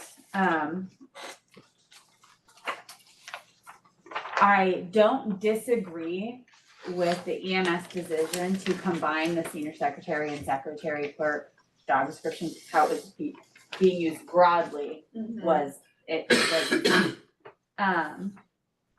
but I do think that there was some nuance there that needs to be reconsidered. So I was clear that, you know, so first I wanna look at the secondary vice principal assistant. So it's currently an office clerk, so say that I am at Morro Bay High, I have the principal's assistant at the top, and then everybody else is an office clerk below that. In practice, there is another person there that is doing almost the exact same responsibilities as the principal's assistant, but for the assistant principals, and they're serving two administrators, not just one administrator.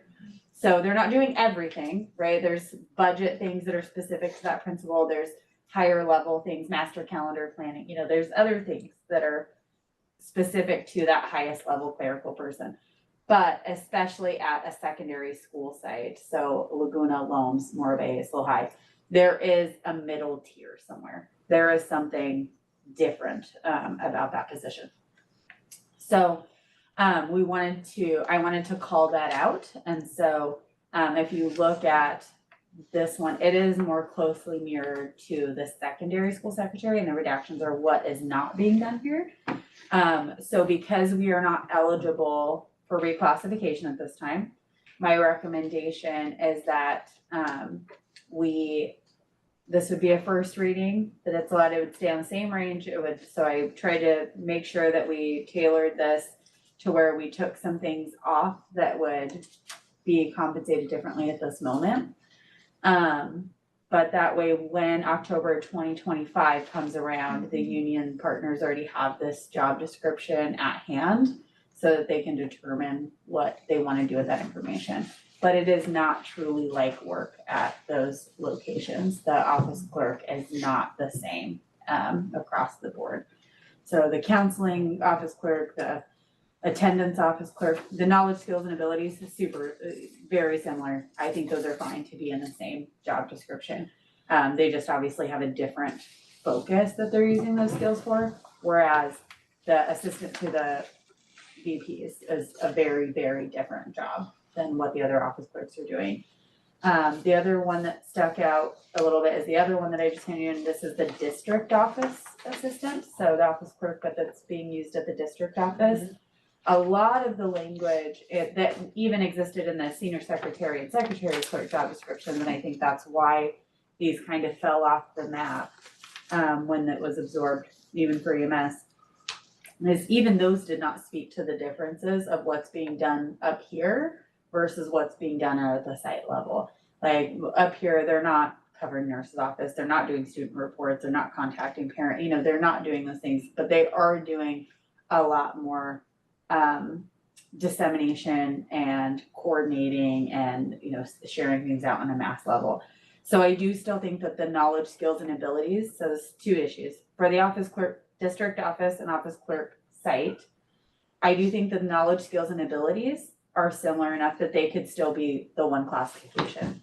The only reason to delineate it would be to be able to provide more specific knowledge for recruitment, and that you're not dealing with kids, you are dealing with kids, but the KSAs are identical. So I think they would stay on the same range. I don't think that they're, obviously I haven't comped anything because that's not what we're doing. So I will, once it's eligible, to do that, but I don't see any change in that long term. I think the main benefit for calling them out separately would be recruitment based and testing based and things like that, interview questions. I'm not gonna ask them about their experience working with kiddos and how you would deal with a conflict versus a manager, a teacher, and a student, right? So some of those things would be different as I'm interviewing for a district office clerk. Whereas I do feel like the secondary vice principal's assistant later down the road, when we're gonna need to recomp it, that's gonna be something that's different once it becomes eligible for that process.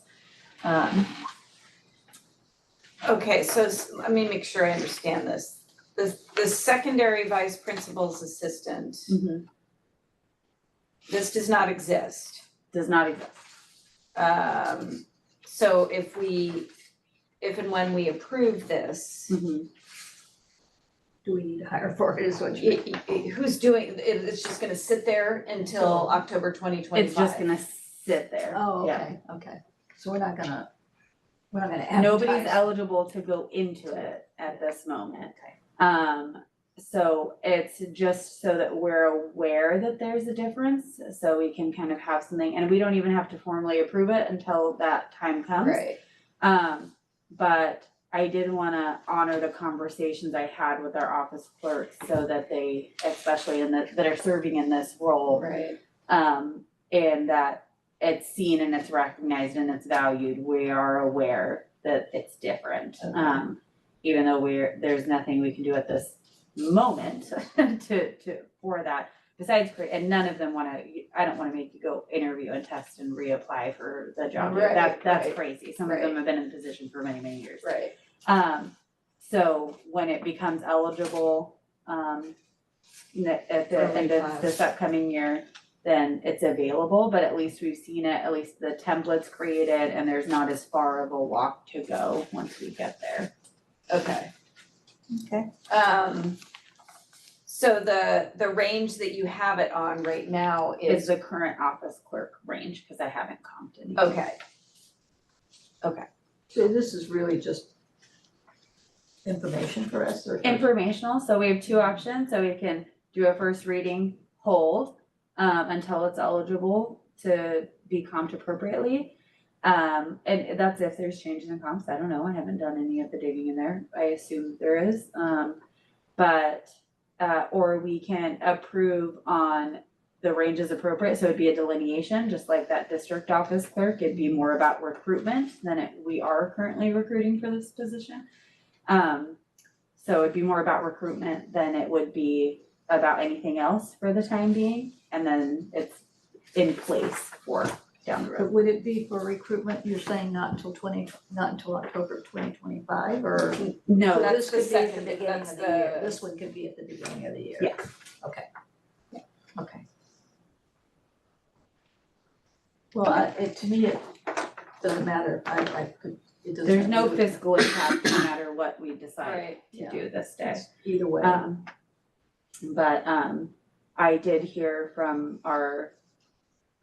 the people serving in this type of position that it was abrasive to them when everybody became office clerks. It felt like a demotion. It devalued the work that they were doing. And so somebody with less experience and, less skills, nothing against that person, but it is two different things. And so when they have to identify to the public as the same thing as somebody that's, more entry level, that it was not ideal for them. So if we approved it now but kept it in that range, that would be the split where they would have the different title. Yeah. To address that part right now, Correct. and then in October, the union or whoever could bring that back They and could say bring that like back to to us. have these other things that maybe need. Yeah. But the this would additional just be a extra. first reading. Yeah, all of these are All- still just first reading. Right, no, So I I would totally say understand that- that. Yeah. Okay, so we don't have to do anything right now? No. No, okay. I just great. wanted you to have the context, and because these are new, that's why they weren't in this original list that went out, because they're not amendments, these are proposals, so you guys have the right to see them before anybody else does. Okay. Moving on to the EL one. okay, so no action on these. No action on these at this moment, more just informational. Okay, Okay, back to back EL. to EL aid, EL instructional, ELIA. I've already looked at it, so it's okay.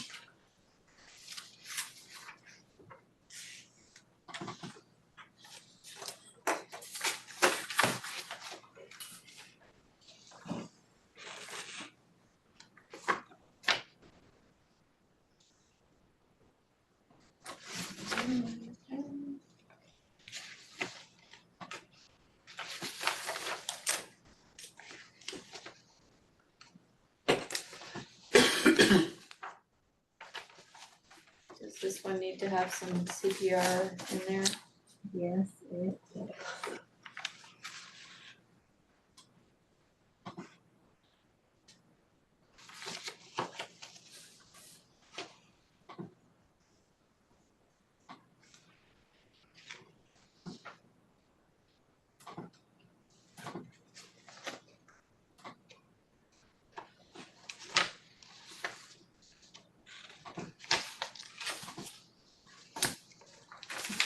Fine.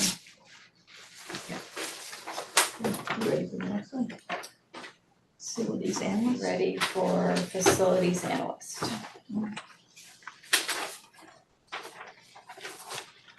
So we no longer have a facilities analyst one, we dissolved it, once Kelly Lee was reclassified, we only have the facilities analyst two.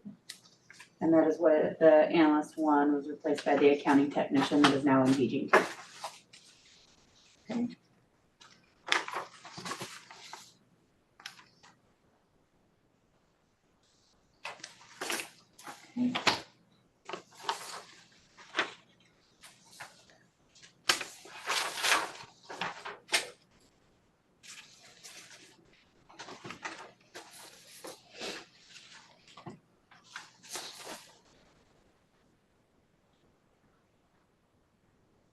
What happens when Measure D Yeah, money she's- is, oh, I was just, sorry. So I didn't have time to change this before we met today, but Measure D is already over. Yeah. That's what I And thought, I was it's like- Measure C now, and this did say Measure C, and then the night before my union validation meeting with CSU, I was like, C, it's C then D, Rachel. So I went and changed all Oh of my them to D, and then during the CSU meeting, they They were like, changed. isn't it C? And I was like, oh, I'm so tired, guys. Yes, you're right, it's C. So I'm changing this right now. Well, what would happen, when's Measure? The position would dissolve Yeah. and we'd have to create another one. So these positions are tied to those measure funds. Okay, And so that's what we did when we got C, is we went and redid the job description. got it, okay. So this is the one we've looked at already. Yes. Yeah, Okay. Yeah. I was like, wait, it's. okay, so that'll Okay, that's fine. And we have instructional aid. Which looks okay. Okay,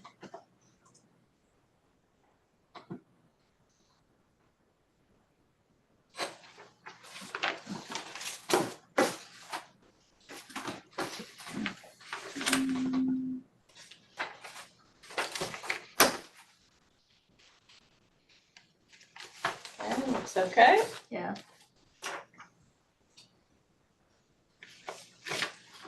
You know what, Rachel, we don't have to do it right now, but I think that some of the stuff that you've added under experience and training, a little bit of that could also be added into the aid, the counseling aid, like child development, child, you know, especially any information that they, or any training they might have in child development or any of those. You We just say, don't require it as not a, required, I know, but desirable. yeah, we definitely could, we provide that specialized training for counseling ed. That's why, that's the That's difference why you don't anyways. think That's why it's- it's not in that one and it is in this one. This Okay. is just gen ed. And so we want those things because we're not gonna necessarily provide it upon hire. Yeah, But we okay. will with our counseling aides. Okay, all right. Okay, we got payroll specialist, Lead payroll specialist, yes.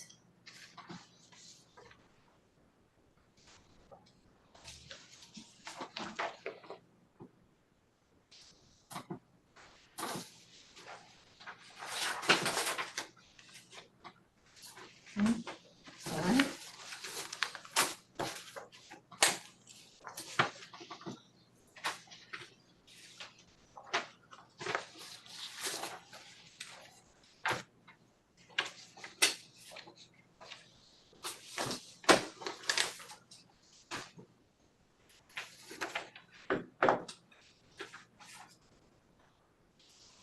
Okay, looks good to me. Mm-hmm. All right.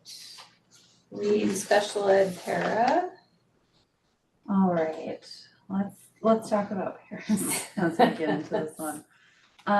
So I spoke with April recently today, for CCA. Paras was by far the most challenging classification to get clarity on, as in distinguishing characteristics between classifications.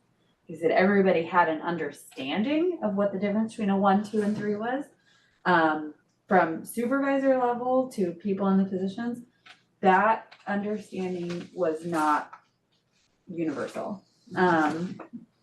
So this is one that CSEA and I want to prioritize. We're gonna do a group meeting with paras, and try to find more things that come out to get as they're communicating. It's like, oh, identify, like all the 2s said that you guys do this, all the 3s said that you guys did this. And if there's not already rigid distinguishing characteristics that we can identify, we're going to work with student services to create them. So as you guys may remember, para 3 and lead were just recently negotiated this last time. The only distinguishing things that were clear were that the experience for a para 1 and 2 said has to have experience with mild to moderate needs. And a para 3 said moderate to severe needs. Right. And lead said mild to moderate needs. Other than that, they are fairly cookie cutter, which obviously is not ideal for 4 completely different classifications. So all of that to say that as we review these, there's some things in there that I got from the employees, and there's some changes.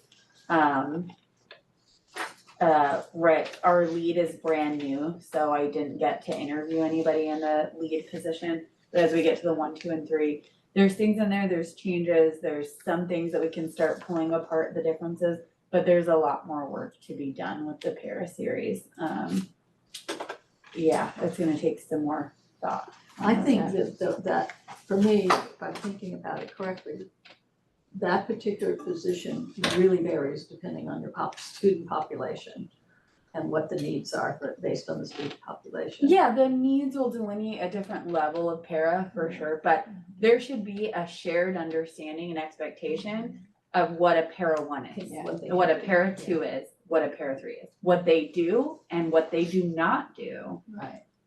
And there should be differences in MQs, experience, knowledge, skills, abilities, so that they're not just, you know, reassigned and moved willy-nilly. They're, They should be if assigned they're, based yeah, on if the- they are so different that they need a different classification, then the classification should also delineate different minimum It should qualifications and indicate knowledge, which skills, and kind of abilities. student they're assigned to. If they're, I mean, they're, the level of need of the student should require the higher level, That's in theory how it's supposed to be being used. right, but it's not. But there's, well, it's that there's no, I'm an HR person, right? Like I'm a black and white person, I'm a rules person. So I need tangible, concrete something that says this will for sure always say a para 3. Not, me as a person, I don't like how aggressive they are. So for me, that's a 3. And, for me, it's fine. That would be like a 2. Like I used to get hit all the time in Yeah, my no, I previous job. I'm fine. Like, so, and that it feels very Yeah. subjective right now and not objective. And so, we're working to dial that in because I know CSEA went through a ton of work to recommend the 3 and the lead to create some clarity around that. And their biggest concern, my biggest concern in meeting with that group is that it's not being used that way. So we are gonna dive deeper into Paris, so there'll be some more work ahead for the Okay, para. will you be able to bring that back to us? Yes, Okay. yes, absolutely. Okay. All right. Is the registered behavior technician, does that include first aid training? Yes. Okay. RBT training includes that, and so does CPI training, I believe. Either way, tell me that again, but yeah. Okay.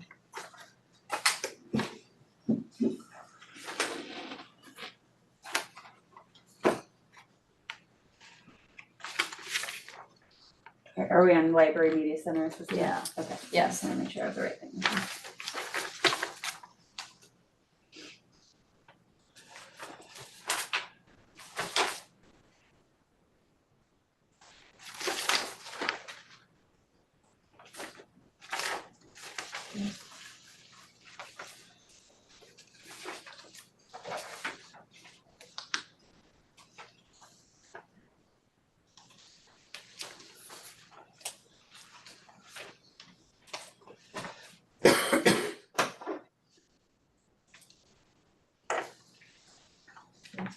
All right, looks good. I'm good with that one. The technician? Jen here. Okay, library media center technician. Just trying to get these.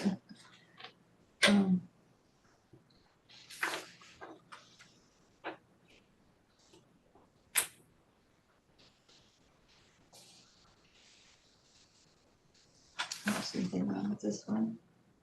Yeah.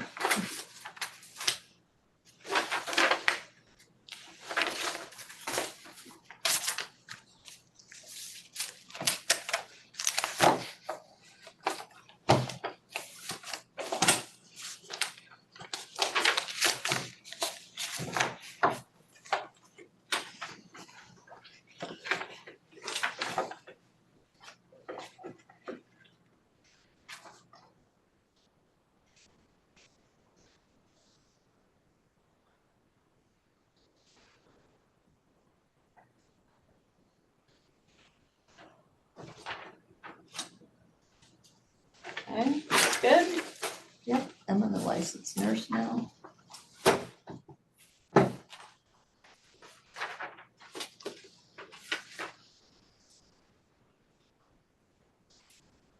Under the licensed nurse physical demands, when you say, you don't mean somebody can actually move a 150-pound person, you mean position, is that what that? If you read under the last sentence in the first paragraph. I just wanna make sure they're In the not first expected paragraph. to move. And Physical On page okay, two. got it. Yeah, Okay.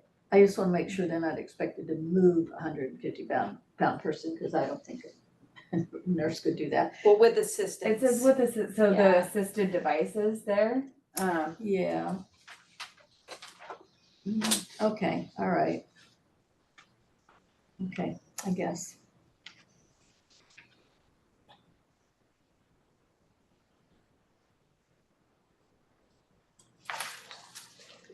Okay. Let's try to Regular use it. list, yeah, with assistance is needed. so they do all of the assessments for medically fragile kiddos. So that one did feel more appropriate to like specifically call out, you are gonna be doing these assessments with, you know, some of our more severely disabled kiddos.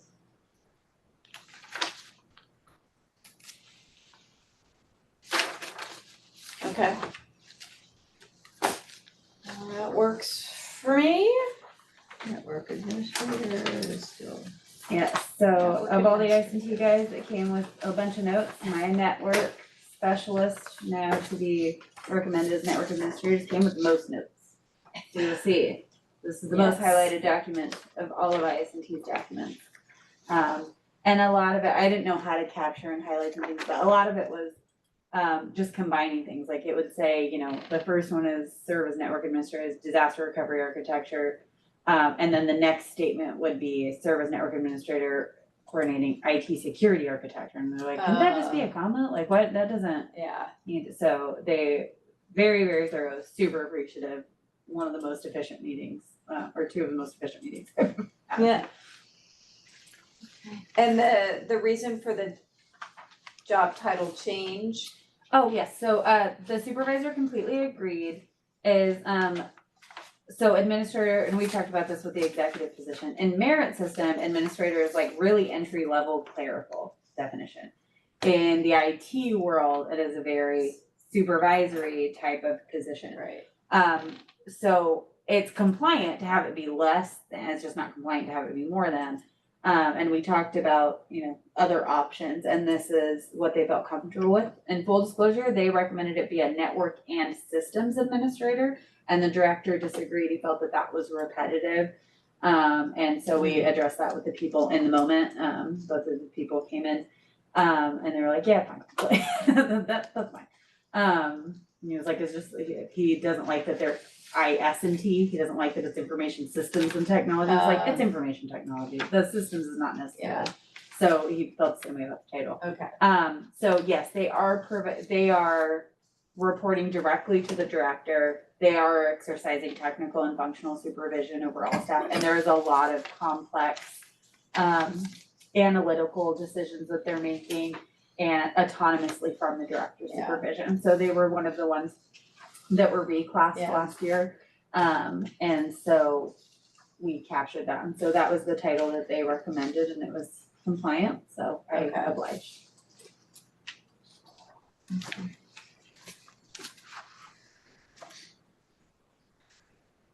Should we just keep going to finish or what do you do? Oh, it's 7. Are you guys okay? We're getting there. Yeah, I'm okay to run, we're okay to run over. Okay. If you are. I am, I gotta let my dog out at some point. She's fragile, let's just say. Okay, OT, OTs.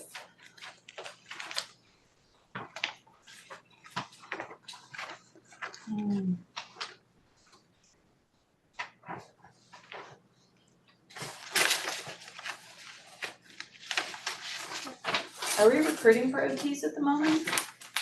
We are almost always recruiting for Yeah. OTs. It's hard to find them. Yeah, right now I think, there's a break in their recruitment, but yes, we do still have a vacancy on the books.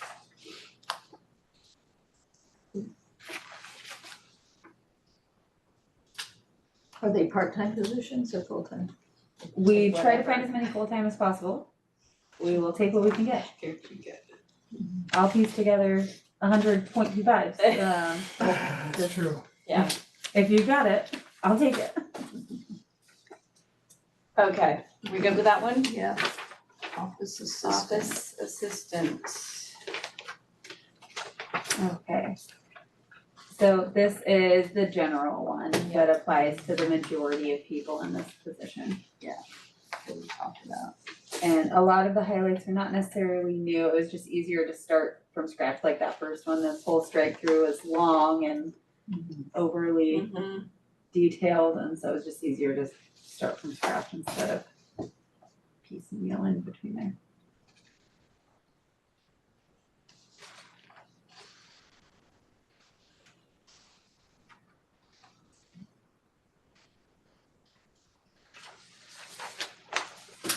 So is this like the secondary position to the lead, it used to be secretary, but it's now, the new title, is this like a secondary? This is the entry level clerical position for our district, it could Or be at any clerical position? yeah, as of this moment, it could be at the site level or the Or it could be district at the district. level, All right. unless we entertain the district office assistant as opposed to office assistant.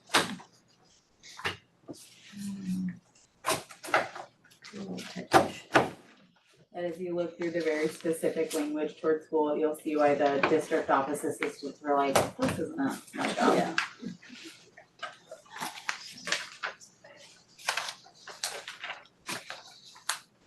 All right, are we doing payroll? No, I was just, so the office assistant experience says equivalent to 3 years of increasingly responsible clerical assistance. It's the same as the secondary vice principal's assistant. 3 years. So I have it as 2 Oh. for the office assistant, did I not? Is Okay. it not in the print? Okay. It's not, oh, sorry, it's 3 on here. Okay, so So it's this 2. one that I did later, Okay. okay, yeah. All right, I'm good.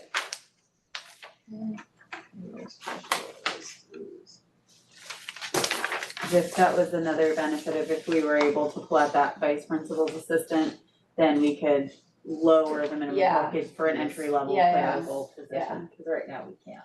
Yeah. Okay, payroll technician.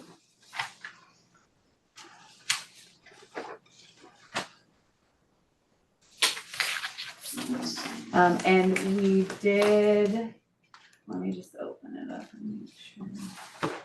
Yeah, so we did, in the digital copy up on the screen, we did revert it back to payroll specialist after analyzing the complexity liability. Technician was upon their request. Yeah. They felt that it was more technical in nature. Technical delineates that you're analyzing policy and making decisions based on it. Specialist is a very niche focus, so we did discern that it was not qualified to be classified as a technician versus a specialist. The lead is a specialist. The lead is the specialist. Yeah. Okay. PE aid? So wait, I'm so sorry, so is it a specialist or a technician, which one? It is a specialist, Okay. that's the recommendation. Confuse me with your lead question, I think. Sorry. Okay, physical education aid? Yes. And so this one was new too, we just did this for that position at Morro High, if you guys remember, Yes. 2-3 months ago. So there wasn't a whole lot to be revised there either. Yay. But I do have to go make a little change in here that I saw.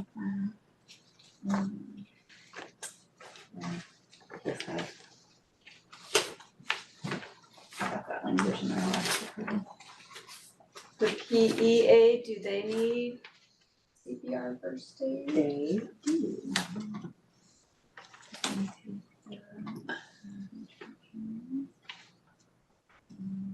Thanks for asking. They could probably need first aid too, don't they? Would they need first aid too? Yeah, that's what she said, You said yeah, that that's what too? she Oh, said, okay. yeah. Hopefully I can just copy the language from one of these, here we go.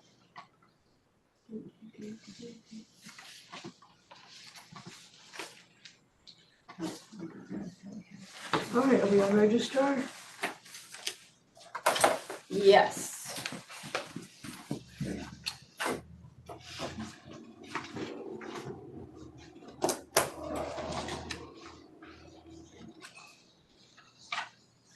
Funny typewriters.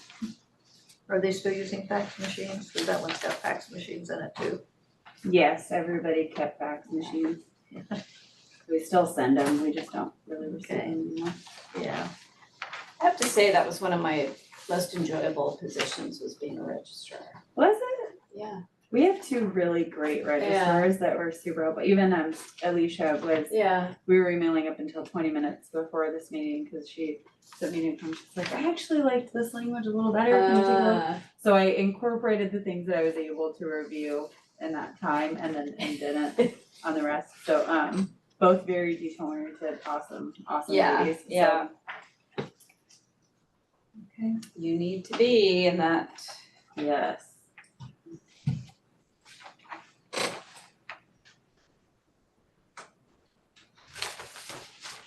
I know you're gonna talk to me about the CPR and yes, I should have it Yeah. too. I'm gonna put it in, guys, don't you worry. Okay, we're gonna Okay. special ed data technician. Special ed data tech. Yes. This one was a little challenging because the person, we have two people in this classification. One of them is currently pursuing an out of class because they feel like they serve more like a student database specialist. And so their work was a little challenging to incorporate into what they're actually doing. And the other one is brand new, brand new. So I tried to balance as much information as I could, but it doesn't seem like the job itself has actually changed. What they're being asked to do might be changing, and that's why they're doing out of class, but the position is pretty stable. Okay. Okay. Stand up. Oh, I'm gonna stand for that. I need to do that. Yeah. Yeah. Ooh.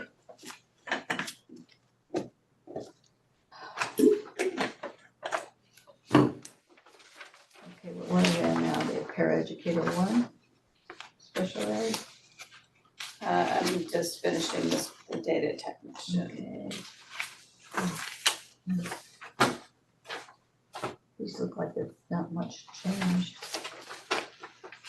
Yeah, there's not a ton. I mean, you'll see in the para, they're not para, there's Yeah, looks a pretty couple, similar. but.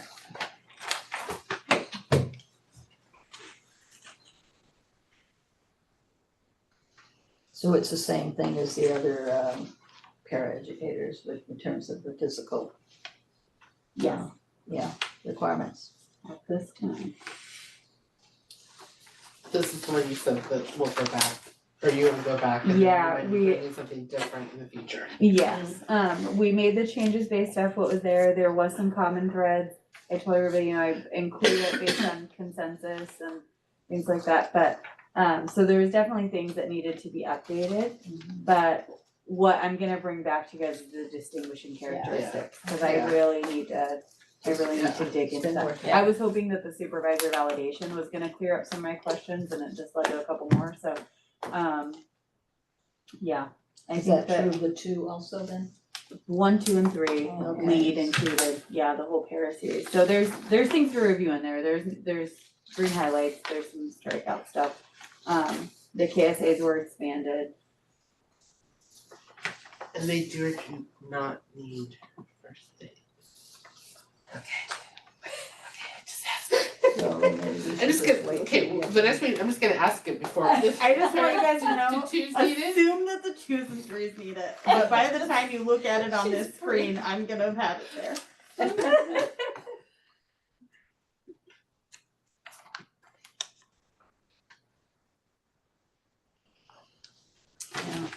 Three.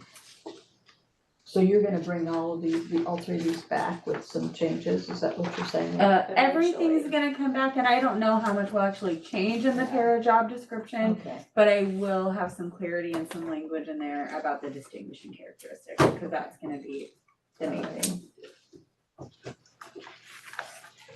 I don't doubt that they're all doing it, like the job descriptions are as up to date as can be, and I know it's a very fluid job. But yeah, just this distinguishing characteristics. Yeah.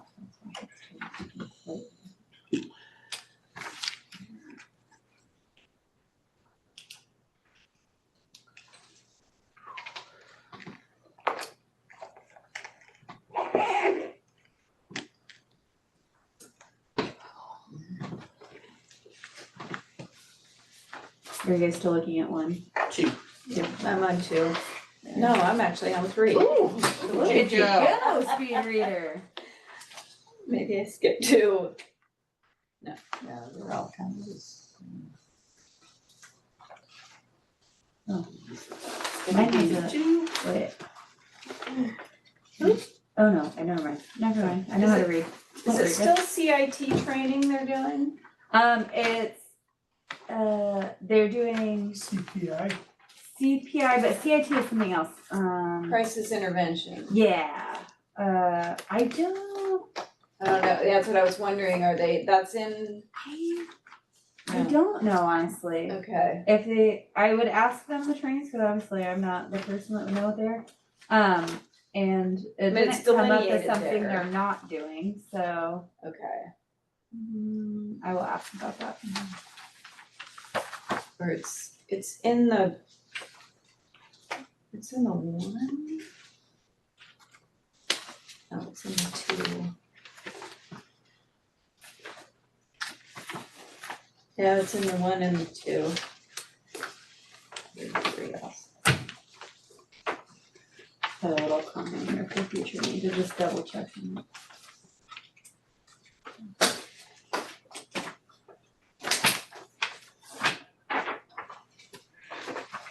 Find it.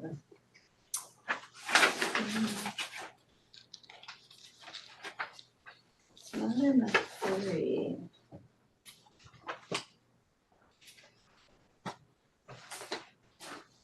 Yeah, she can probably search for it and find whether or not it's in there and then put it in if it's not. She can add it.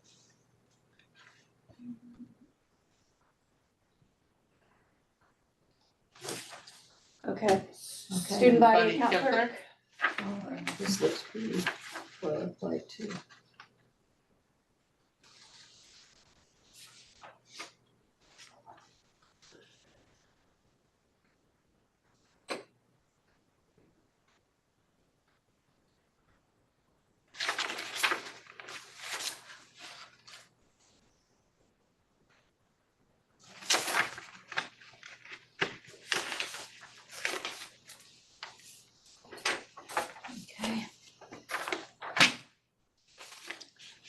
Ooh, this is the last one. Ooh.